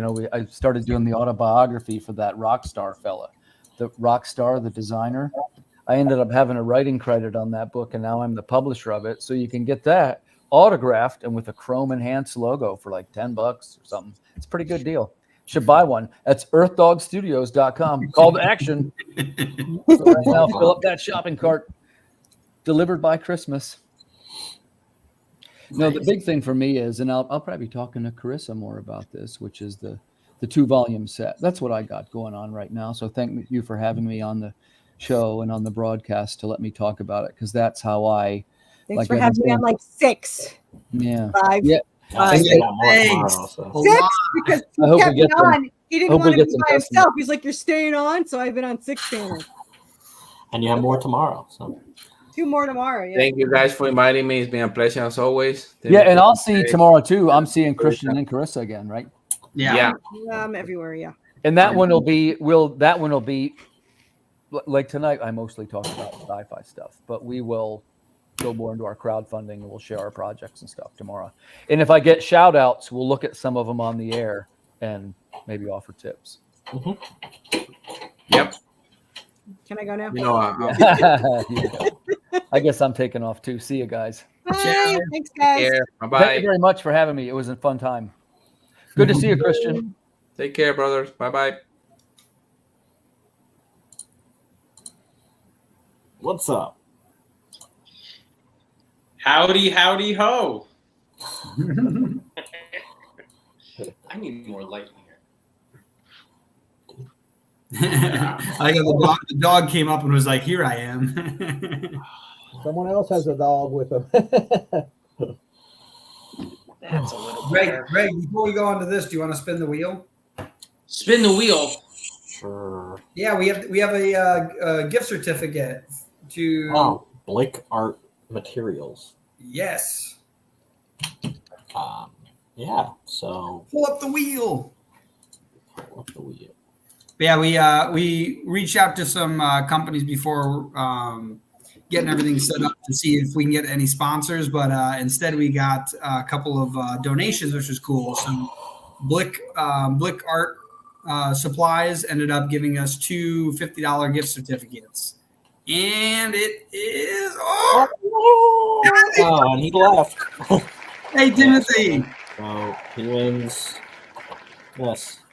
Yeah. So it's art supplies. That's so funny. That's hilarious. It's rigged. And then we have Todd right now is watching. And he's so mad. He's we like, have a sticker mule coupon we're going to give away tomorrow. No, that's nice. yeah. Yeah, That's cool. I buy a lot of stuff at Sticker Mule. me too. Cool. Okay. Cool. All right. That took literally not even a minute to do. All right. That's So- good. It worked out nice because we overlapped the other one a little bit, so it was We cool. overlapped a couple. Yeah. I think it was the first one, and then it like just bled through. I was about to say, I don't think we finished one on time today, so that's good. No. Well, I haven't been here for like. Actually, wait, no, that's a lie. The second mine was over, the comics and education, and John hopped on, I was immediately like, and this is over. I guess we know what's not going to be on next year. So unless we get more people involved in that one. I think it could be a good one, but like, and everyone's like, nope, I don't know nothing about education. Yeah. So indie comics on a budget. How do you do that, Frank? How do I do that? A lot of blackmail. I mean, it's tough. I mean, a lot of people want to hire American artists, but American artists are a lot more expensive than international artists. That's just kind of a fact of life. So if you have a budget and you want to get a book done, trying to find an American artist to work with is just difficult. It just is. It's just a fact of the game. And I'm surprised by a lot of the page rates and cover prices some international artists get, and their work is fantastic. Their work is absolutely phenomenal. So it's not like it's a dip in quality. And after putting out so many books, there's a lot of trial and error between the people you meet, and eventually you could just find a good stable of people that are fairly cheap that can help you put together a great looking book that's not going to break your bank. That's the obvious answer, is look for international artists. There are a couple others, but that's kind of the big one. I can agree with that 100%. You know, it's most of the artists I use nowadays. Okay, Dylan. Most of the artists I use are outside of the country because artists in America are just don't do, you know, I mean, it's just too expensive. The cost of living here is higher. That's how it works. There's some American artists that are a lot more than what I think they should be, you know, especially some of the beginning artists. But, you know, if you can get it, that's what you can get. But, you know, and you know, I work with a couple artists, you know, like in South America. $40-$50 goes a long way there compared to what it does up here. You know, I've worked with artists from Russia, Indonesia, and all over South America. I've been all over the world as far as artists are concerned. The hardest one to work with was I think it was in Indonesia, because evidently they're on some type of watch list for the government, and I actually had to go through the Secretary of State to pay the artist over there. They didn't use PayPal or Western Union. I had to sign something that I was not basically sending money to a terrorist organization. I've seen that happen before. My dad bought something on eBay from Afghanistan, and he got a little call from Homeland Security wondering what it was. That's kind of weird because our colorist is from Indonesia, but I just get to pay him through PayPal. Yeah, I'm not sure exactly which. Somewhere it was one of the countries over in that way. It might not have been in. I want to say Indonesia. I could be wrong, but I don't think I'm an artist from Russia. I have an artist. That's just what happens when you find your artist on the dark web. Yeah, as I say, it's like North Korea. You got to pay him through back channels. He got his artist in North Korea. We've tried, like in the beginning, we had an artist from like Brazil and stuff, and they just didn't work out. Because No, I thought it was Argentina, not Brazil. No, it was Brazil. The first guy, Argentina is just Abel, the guy that's on. Real quick, I won't say his name, but the guy that started with an R. Yeah. Okay, just making sure. Yeah, he was from Brazil, and then some other guy that I paid $100 to do like test pages because I'm stupid. I should have just been like, "This is a test." He was also from, I think, Brazil or something, and was nothing what I asked for. So I was like, "Oh, okay." So I'm gonna go with the guy. Yeah. There's some risks to working with international artists, as you guys were saying. Some countries don't take PayPal, so you got to kind of use other services you're not familiar with, like Zoom with the X. Yeah, there's that. There's Payoneer is another one. Some people want I had to use Western Union. Transfer. I was working with an artist from Guatemala, and for some reason he couldn't take PayPal, and I had to use Western Union for him. It wasn't a pain, but it was a couple more steps to use than PayPal or anything.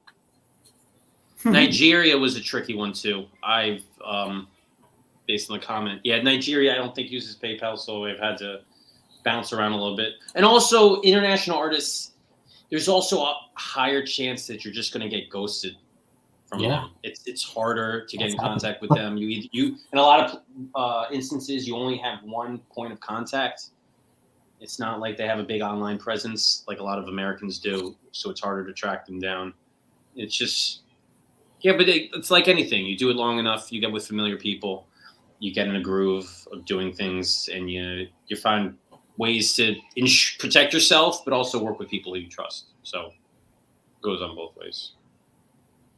Yeah, and I think the hard thing too is that you do get like, it would be nice if you could work with local artists, but this is something that Greg and I have talked about before too. It's like there's some local artists that are like, they want to charge $200 a page, and it's like, I get it, it's going to take a lot of time, but like there are professional artists that are charging $300, and their name alone will sell your comic.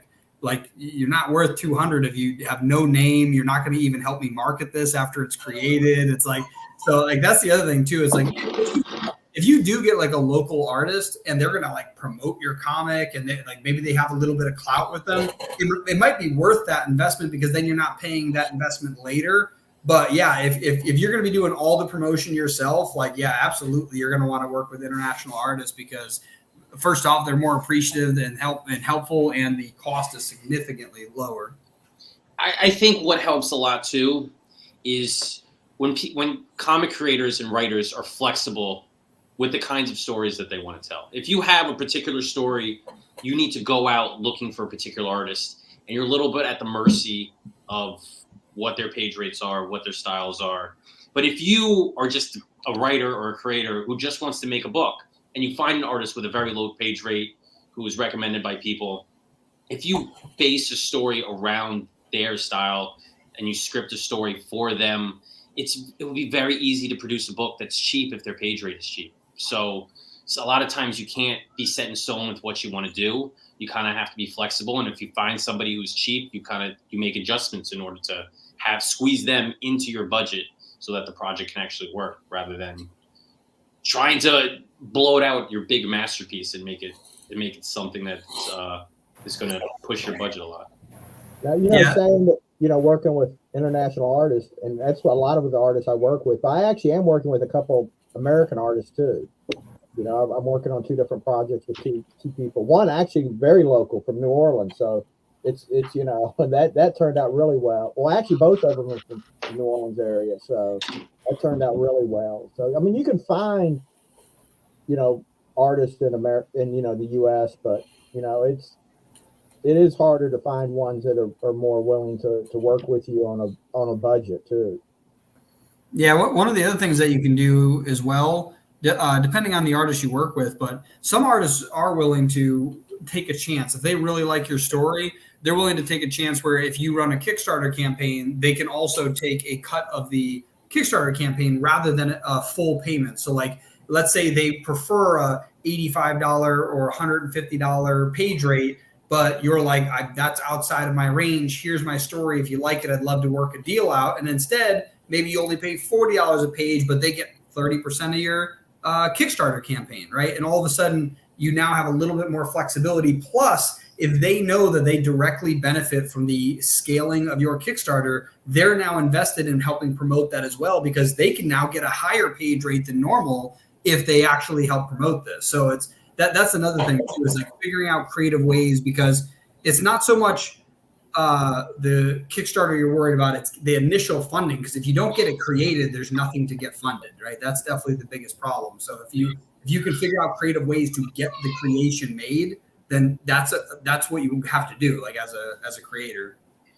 That's so tricky, because at the end of the day, artists don't want skin in the game. They just want to get paid to do their work, and they don't want to be attached to this thing that could sink or swim, but it's a lot of out of their control.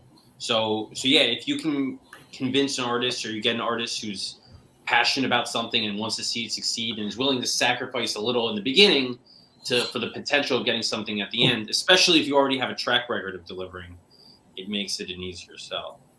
Well, just to show how much things have changed, when I first started writing back like in the 80s and the 90s when I was getting published, not one artist that I worked with took money. Every artist I worked with, basically, we both worked on the projects, for free until we got paid by the publisher or whatever. I didn't worry about any artist saying, "Oh, you have to pay me $50 or $100 a page or anything." And and that was including Sam Keith at the time, and other artists that went on to have careers. But that was through Fantagraphics and Innovation and different companies. So it's it's just a lot has changed in the last 40 years or whatever.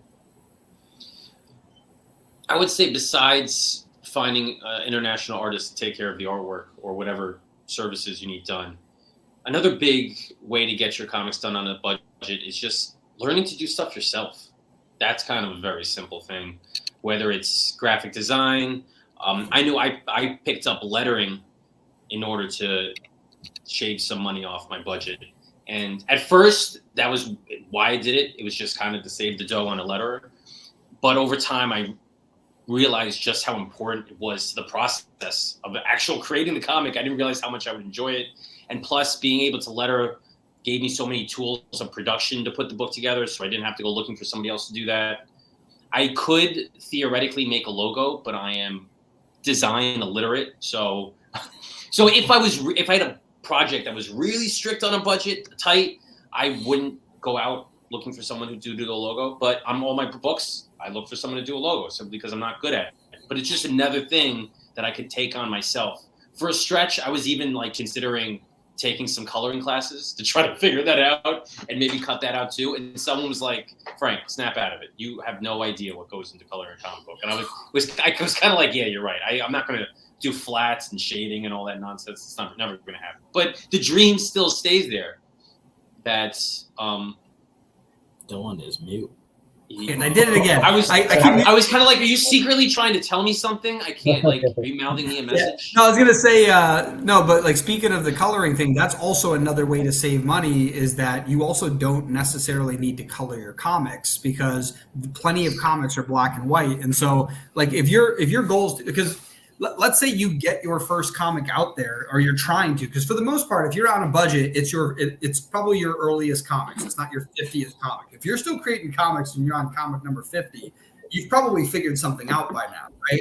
But if you're in the beginning and you've only got a couple of comics, it's probably best, like, yeah, you could not get it colored. You could learn to do lettering yourself, right? And now you've eliminated two roles there, and you're basically just hiring an illustrator and or inker for your comics. And if you learn, if you have somebody who can edit it, who's like a friend, it's like these are all like spots you can basically have roles taken up. Yeah, another trick with the black and white comics is it's cheaper to print black and white comics. So you're not only saving on the colors, you're saving on the printing end too. Yeah, most of my comics I'm doing right now are black and white, so it does save a good bit of money. Yeah. Another trick is a lot of times the covers, they look so phenomenal in black and white before they get their colors on them. You could do a black and white version of your comic. That's another cover to sell, and you don't have to pay extra for artwork. It's just little things like this, just removing colors, finding ways, even swapping out colors on a cover in order to give a new edition, so that another kind of variant to sell. All these little things kind of add up. And yeah, that's actually a good way to get the variant covers, is doing something like getting unique coloring as opposed to getting an entire new piece of artwork design. So if you're on a budget, you're trying to run a Kickstarter, you want to have look at the dog. You want to have various what's it called? Variant covers for your Kickstarter, so you can have various tiers. That's the word I was looking for. Various tiered rewards. An easy way to do that, would be like to just get it colored differently, or to just literally hue it differently. Get a holographic, but keep the same artwork, right? So there's definitely a bunch of ways to also expand what you have, so that you can keep the same budget, but increase your variability and your variety to offer to customers. That goes beyond just creating the book on a budget. That goes to like trying to maximize your profit on a budget, which is kind of the same thing, a little bit. Well, it's like maximizing your budget. It's like a little bit, yeah. You've cut off your budget, but you can still keep creating by just doing tweaks, as opposed to spending more to do that. So it's eliminating excessive budget. I think it also helps a lot to keep if you are on a budget and you want to make a comic, it helps to not get distracted by shiny things. I know people all the time, they get on Kickstarter and they see all the shiny things, the t-shirts and the keychains and the stickers and the pogs or the tech decks or whatever crazy things these kids are. I saw a campaign once they had customizable condoms. I don't know what that was about. Kind of idiot did that. But so don't get distracted by all the other stuff. If you just want to make a book and that's what your focus is, keep all the money to go into the production. That's also a good point too. Like there's you could be mass printing them early on. So we were talking earlier about you could print 500 or 1,000 of them now, right? And then you have them for a long time, and that would save you on a per comic basis, but that's a lot of money up front. And so there are companies where you can almost drop ship it, where it's just one comic at a time. So you might lose the revenue that you would generate from that, but you're still getting, you're still able to reduce the overhead in the beginning, which allows you to get started, right? Like if you can't afford to print 500 of them, don't print 500 of them. Figure out, like, put it on Amazon so they print one at a time, right?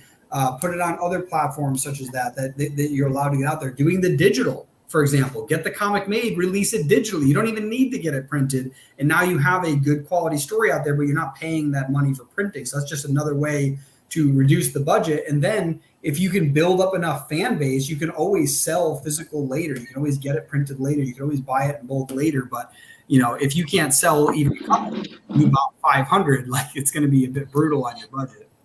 Well, you can even print. I've been reprinting some books that are in public domain, and I'll have only print up like 25 copies of them at a time. So you can print a very, small amount, and then when they sell out, you just go back and reprint them. Or if they sell out quick, you go back and then you can print more the second time. I've printed as low as 10 copies of a comic before just to get some of it out, just to see how it does. Yeah, another thing to do that when we talk about maximizing budget is you could also print an ash can. Even if you have the whole book finished, you could just print a very small print run of just a couple pages, just like a preview story, and that's a completely different product that has the same pages as the full product that you can then sell or treat as a collector's item or something of the sort. There's all these little tricks you could do to change things around to kind of maximize with your availability on just one book. Yeah, Greg. Yeah. Greg, what's your best way to save money? How do you make indie comics on a budget? What's a budget? What's a budget? I don't really get any fancy things on Kickstarter. And I use stretch goals to kind of help with that. So I put like the shiny things as a stretch goal. So if we don't hit that stretch goal, we're not going to get that thing. I like doing stretch goals that don't cost me extra money. And that are like stupid things. Yeah, like I would do if we get $2,000 over your goal, I'll record a writer's commentary. Yeah. It's not really. I'm sure nobody considers that the biggest stretch goal they can have. It's something extra that's not really going to cost me.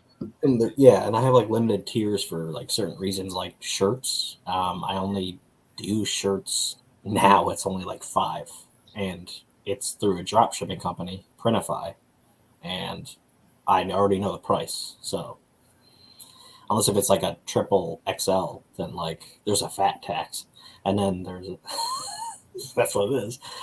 It's like an extra $3, and then so I limited that and I price it accordingly, so I know like how much it actually is. We have a whole spreadsheet for like every Kickstarter, so we know like how much something is. So I don't really have like that many physical kind of things like that besides the book. I don't have like holographic stickers or anything. I have stickers, and it depends on like Mittens 1 or 2. One of them had like a lot of different things.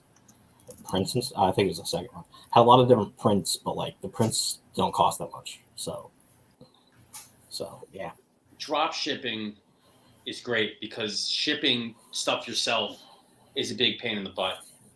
One of the tricks to save money, and a lot of creators won't do this. They'll swear against it because they'll say that you're evil for doing it. But media mail is how you're supposed to ship comics. That's how indie creators should ship. That's going to save you a ton of money. And finding items that you could slip into a media mail package in order to fly under the radar is kind of the best way to save money. You can't really do that with a t-shirt. Can't do that with some odd shaped item. So yeah, trying to keep your extras and add-ons. Like if you're going to do a print, I love doing prints that can slide into a bag and board. Yeah. I made a mistake on one of my campaigns. I did a Brigham print. I'm like, for Chronicles of Horror, that's where I learned that's what you do. You learn. I had like 11 by 17. I had 11 by 17 prints. I'm like, how am I gonna? I screwed myself on this. I got to send these, but never again. Yeah. But yeah, and also using shipping services. They get discounts on postal rates, especially international. International is a killer. If you're on a budget, just don't offer international shipping. Oh yeah, that's a big thing. Yeah, we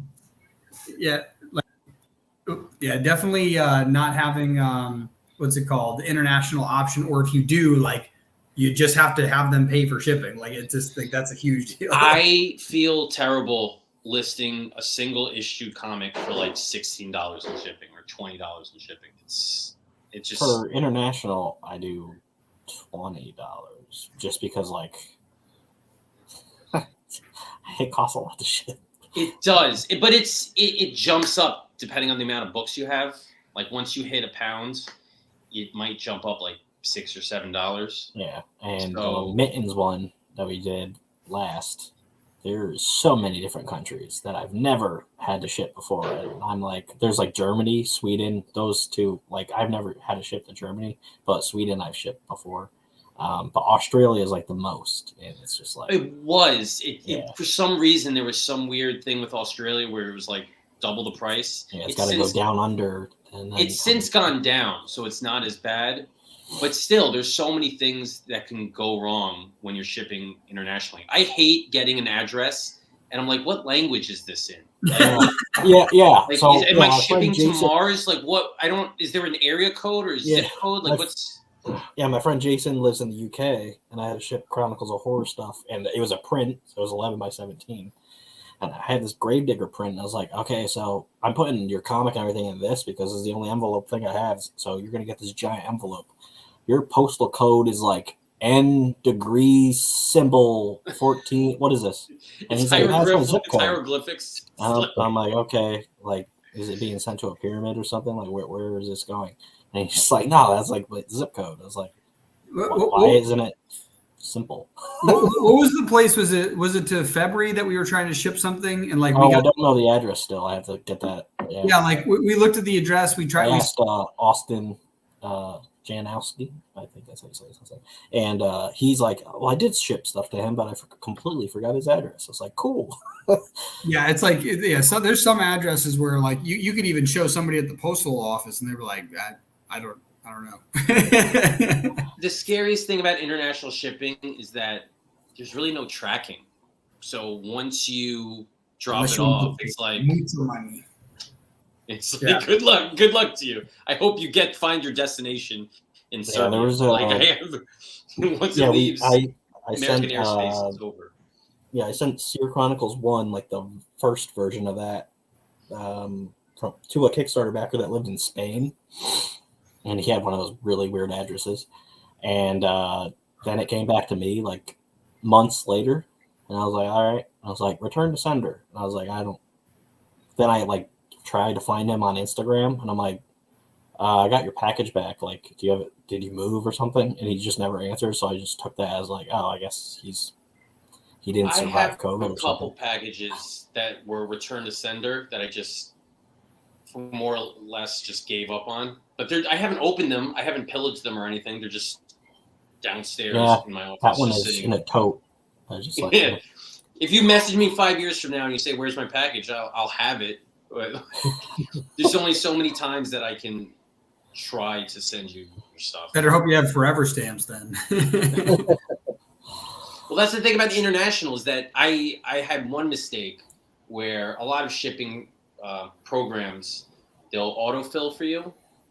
And if you're not familiar with the language that you're using to autofill, you can like mix up a pound sign with what's supposed to be an X or something. And the address is completely screwed and you'll get it back. And there goes your $25 you have to send. So you have to do it over again. So yeah, the consequence of screwing up an international shipment is astronomically higher than a domestic shipment. So if you got a budget, be wary about those international packages. Well, the other thing to do with that too is like there's other ways, like depending on how much time you have, like you could also try to find localized printers. So like if you're trying to send to Europe, maybe you can find a local t-shirt printer, a local, stuff like that. Again, this is very dependent on how much time you have, right? Being able to do this research and make sure it's a trustworthy company you can get in contact with. But there's other ways like that too, where you don't have to necessarily ship it from the States. That's a huge factor. Is that I don't know if you guys ever seen that meme. There's a bunch of different versions of it. where they say you can either have something. The three qualities are time, quality, and price. Right? You can pick two of those. You can't pick all three. One of them has to go. And obviously, you want it to be cheap because you're on a budget. Obviously, you want something to be good. You want it to be quality. So the thing that has to give is time. So it's basically like a scale between time and quality. Like how much time and how much quality you're willing to give up. Exactly. So time is the thing I could sacrifice. Like all my projects are like 2 years out when I start them. So if I'm working on a negotiating page rate with an artist, and they say, when is your deadline? If I say 6 months, that's going to be a different conversation than if I say 6 years. You know, when can you get it to me? That is the earliest and the latest amount of time. I tell artists all the time, I'm not under the gun. I'll let you know if I am, but this doesn't have to be your priority. You can take on other jobs while you're doing this. And they like hearing that. It allows them flexibility, that if they have downtime, if a job ends and something doesn't start right away, they can work on this and know that they have work. Which that's also gives you a tool to negotiate. Like if they say like, oh, I charge $65 a page, and you're like, hey, like in order to make this whole comic, I know it's going to end up being this amount of dollars, so you will have that guaranteed from me. But if we could drop that to 65 and you literally only work on this when you've got nothing else left to do, like, because again, like that, it's highly dependent on your goals. Like if your goal is to save as much money as possible while creating a comic, right? As opposed to like building a comic book publishing company where you're trying to produce as many as possible. If your goal is to just get your story out there eventually and you just want to, not break the bank, you could do things like that too, where you negotiate with them and say, hey, listen, like, literally, I'll even help you find clients. Just put me on the back burner, and when you got time, I'll give you the extra money to fill in the gaps. But I'd like to get that rate down to maybe $55 a page, right? Like, so there's ways to even go about that. When they ask for deadlines, I'll say, I'll let you know if I have a planned launch date. I'll let you know when we're starting getting close to it. I'll give you updates. The only thing that I ask of artists is communication. You don't have to deliver a page for 2 months. But I would still like to hear from you within those 2 months. Just send me a email. Just say, hey, I thought about something. What's up? Exactly. I want to know you're alive, basically. I want to know you're breathing, that your hand is not broken, that you can finish the project. That's all I want. I just want to hear from you. My wife ignores me enough. I need love somewhere else. What is love? Nice. So I was just thinking about this. So when it comes to saving money on comic books, the places that they can be saved on are the creation of it, right? The editing and formatting of it. Like you mentioned, when you learned lettering, you were able to save on the formatting. There's the printing of it, right? So you could also just choose different printers. Like now that's definitely going to be one of those time quality variables where you might get a really good printer at a really good price, but it's going to take you 4 months to get your comic. Or you might get a really good price and you'll get that thing in 2 weeks, but it might turn out to be garbage. So like that's definitely another one. So I would say that those, like if you're going online, that's kind of the variables. But I think another option that most people probably don't consider because it will be very time consuming, there might even be local printers that can print comics. Like that might not be their primary focus, but you could find a non-comic book printer that can easily print high quality comics that's local. And because they're local and they love working locally, that's like another place to save. Like what do you guys think about like how to save on the actual printing costs?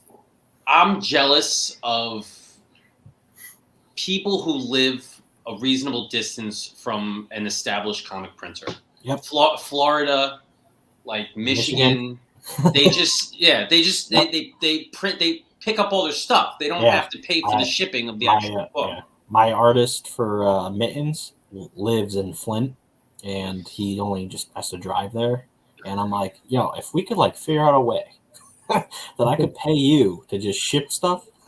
Oh, I've definitely calculated on Google Maps how long the drive would be from Do New York. you know what else? It's funny. You could even do something like, let's say you plan on vacationing this year. You could plan to vacation near your comic book printers this year, and there you go. You got some time. Honey, I hear Ann Arbor is beautiful.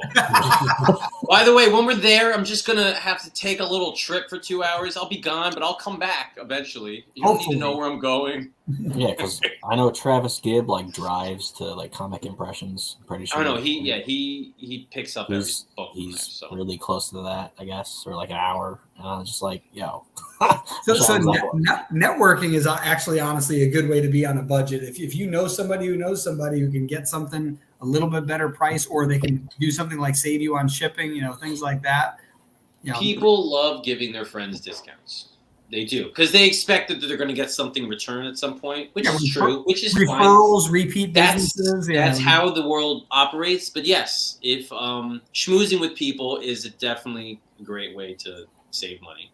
Actually, great example. We work with Comics Wellsprings to print our comics, and last year for our convention, we reached out early enough. This year we did not reach out early enough, but last year we reached out to them. We're like, hey, would you like to sponsor it? And they actually sponsored our last year's convention, and like that's the return with us. Like, they want us to keep printing with them. Of course we're gonna, right? Like, they're working with us.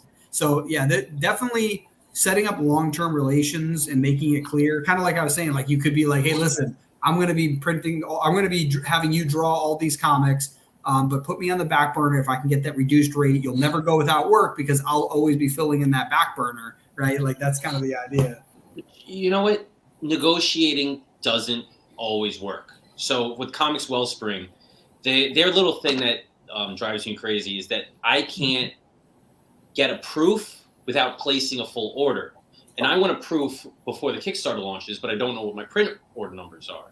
And they said, we can't really do that for you. I've said I'll pay for it. Just let me know how much it'll be. They're like $50. I'm like, I'm not paying $50. But this is a guaranteed order. Like, if that $50 can be used against my order, or if we come to some sort of arrangement, and they weren't really negotiating with me, I'm not going to stop. I'm probably going to call them up again and harass them until they say yes. I was about to say, that's the thing too. It's like, it's also being persistent too. Cause like, it's possible that like they could just be busy that day, and you're trying to do something that like $50 to them, like they have to pay 3 different staff members to get everything lined up, get the printers and the ink, and like getting everything set up. So like, it could be a hassle for them, but it's like, if they can feel reassured that like, hey, listen, not only are you definitely getting a minimum of 100 orders from me, but you're also going to get everyone that I ever tell to print comics through you, right? That's going to be a worthwhile investment for them, even if it's just that one print. So that is a good idea, though, asking if they can put it towards that. I tried to figure out some sort of system to make it work. I might have been busy that day, so after like 15 minutes on the phone with them, I was just like, all right, fine, you win this round. But that's a big thing for me, time-wise. It eliminates like, a week or two after the campaign, just waiting for a proof and then ordering it. So it took them a little longer to like just send me stuff.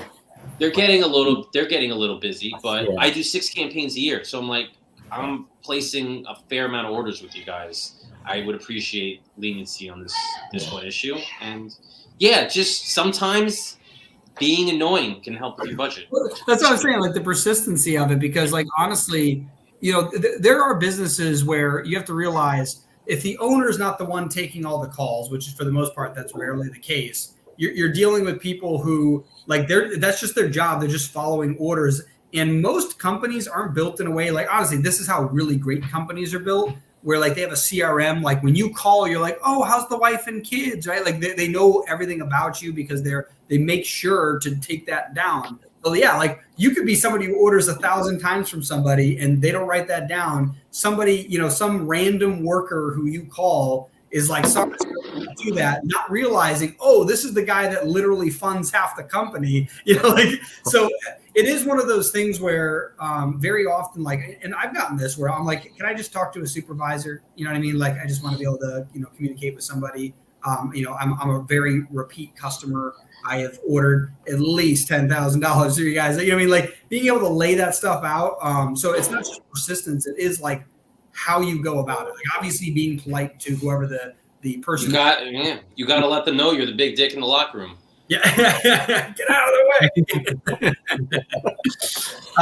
But yeah, it's definitely something to consider. So, what was it? So yeah, so we got printing. I was talking about. The next one was distribution, which includes mailing. It includes getting it out there, like through Kickstarter. What are ways that people can save on their budget for distribution? Distribution is essentially like shipping, right?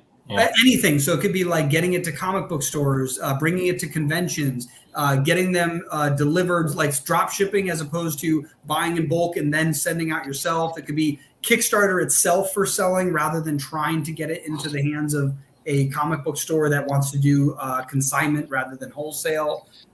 Anything that has to do with the execution of delivering.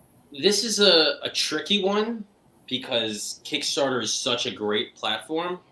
But if you are, for whatever reason, unhappy with Kickstarter's fee structure, you can just try to sell on your own website. That will eliminate Kickstarter's fees. Granted that the exposure Kickstarter gives you is way worth the 5 or 7% or whatever it is that they want to nab from your funding total. But still, it's 5 to 7%. If you're on a budget and you want to maximize your dollar value and you don't want to give them anything, or if you feel like, look, I'm selling this to my friends and family, there's no reason to run a Kickstarter. There's nothing says that you have to go that route because every platform you use, whether it's Kickstarter or a comic book store or even a convention, you have to pay some sort of fee. Either it's consignment or a fee after the fact or a table cost for Artist Alley. Actually, using your own website, besides the cost of the website, will eliminate that. The other thing, too, is even Timothy Fling talked about how he figured out how to present himself to conventions once he's reached a certain status in comic book creation to not pay for tables. Like, even that's a good way to, like, get on to, try to reduce the budget, is trying to figure out a way to benefit the convention so much that you don't have to pay a table. You've persuaded them to, eliminate that fee. And when it comes to your own website, like, honestly, the reason why Kickstarter is so effective is because, like go ahead and run a Kickstarter and then look at how much money came in from random people who discovered you on Kickstarter. And I guarantee it outweighs that 5 to 7%, whatever it is, by a lot. And so that's a big deal, is getting that exposure. So if you know that, then basically now it's your objective to get more people to your site. So like investing in search engine optimization, like you could pay for that or use Kickstarter, or you can learn how to do it yourself, right? That's kind of like the idea of learning how to letter, right? For the creation process, you can learn how to drive traffic for free. You can learn social media marketing strategies that aren't paid advertisements. You can learn search engine optimization strategies that aren't paid pay-per-click advertising. So all of those things are definitely tools that you could use to improve your distribution without having to, give the money to somebody else. A lot of these paid advertising services will just use like Meta ads, Facebook or Instagram ads for you, which is they're made very user friendly. They're not doing anything special. They're figuring out target demographic. They're creating images. They're writing good copy, and then they're just setting it, and that's it. So it's not that complicated to learn. You could probably take a cheap class for a day or two to really get it, but they make these things user friendly so that your average person can just jump on and run a Facebook ad. You don't really have. And that's the thing. If you learn how to run Facebook ads and you can increase your sales to outweigh the 5 to 7% Kickstarter takes, along with the percentage of budget that you would get from Kickstarter based on random traffic, that would be a way to outpace that 5 to 7%. So like that's something that you could use as well. But again, you have to invest that time to learn this. And there's plenty of free YouTube videos you could watch to learn this stuff. But it's like you really have to. And again, this is to emphasize again, this is primarily if you are on a very strict, very reduced budget, because like honestly, Kickstarter really is a great way to do it. Even if you don't want to do this stuff yourself, simply having the knowledge is going to go a long way, so you know that the person you're hiring is not screwing you. You want, it doesn't matter what it is, whether it's Facebook ads or email campaigns, or even if you know lettering and you want to hire a letterer, having that knowledge is going to help you a lot. So like, look, you didn't do this the right way, or you didn't do that the right way. Just That's true for like almost any business owner. Which, if you're a comic book creator, that's kind of the idea. Like you're owning, like that's your business. These are all the things that need to be done. Yeah, if you don't know at all the process of coloring, you might hire some garbage colorer and have no idea until you get this crap product at the end. And same with printing. If you don't know what it should cost, and if you get like a decent price versus a way too good to be true price because it's probably like newspaper quality paper, you have to know that stuff in order to properly evaluate it. So I definitely agree with that. Like that's a good way to save on any part of the budget, is to learn enough about everything in the process so that you can most adequately review each step of the process. Greg, I'm sure it's harmless, but whoever's walking back in front of your doorway is freaking me out. It looks like just some black figure keeps that is going to come in and listen. just stab He's you. friends with Slenderman. He's letting him crash at his house. Just ignore him. Like he's trying to get the cat off of the fireplace TV stand thing because there's a Christmas village, and it keeps trying to be Godzilla to it. Yeah. It's just some figure in the darkness that keeps lurking, and I'm like, it's hello, darkness, my old friend. Yeah. So that was Indie Comics on a budget. Unless if Dylan has another question.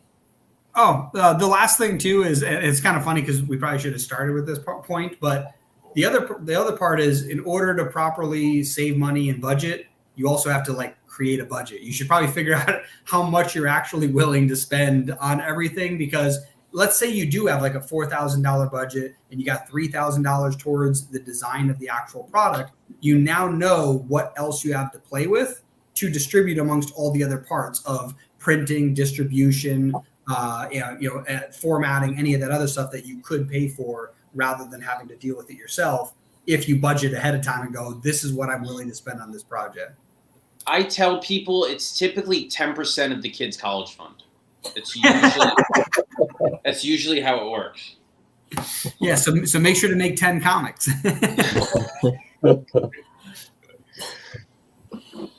Awesome. Well, I think that's right on time, right, Greg? It's 8:01. Yeah. Which means Facebook probably ended, right? No, it didn't end yet. Oh yeah, because we started late. Started late because perfect. So Facebook still gets to see us, sign off. Yeah, like yesterday. Yeah, yesterday it cut off. We were like, ha ha. So yeah, thanks for coming on. And teaching the two people that were here about that. And before those two people leave, where can people find you, John? Ko-fi.com/DieboldComics. What about Frank? Kickstarter, I'm guessing? Yeah, just go to Kickstarter and type in Polar Paradox, because that's my campaign that's live, and that's where you can send me money. What? 4? It's Polar Paradox 4. I'm on issue 4. You like my nails? My daughter did them. Gorgeous, babe. While we were watching, what we were watching? Blade 2. I was watching Blade 2 while getting my nails done. I was very conflicted about it. I was like, this is weird, but. Yeah, it is weird. It's like, oh man, this is exactly when he should have been paying his taxes. Pretty much. Okay. All right. Well, one more day tomorrow.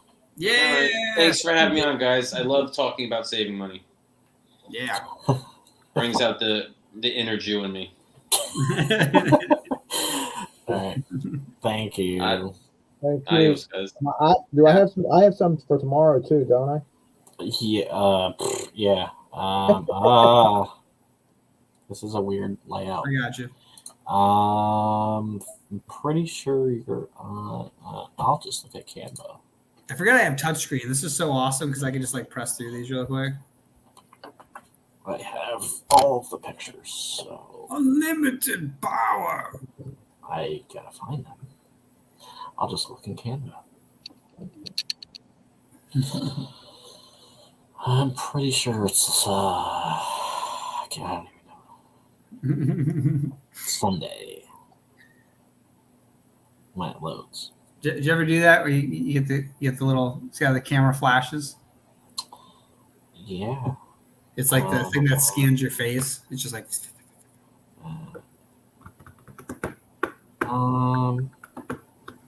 writing for comics plot development. That's at 2:30 at my time.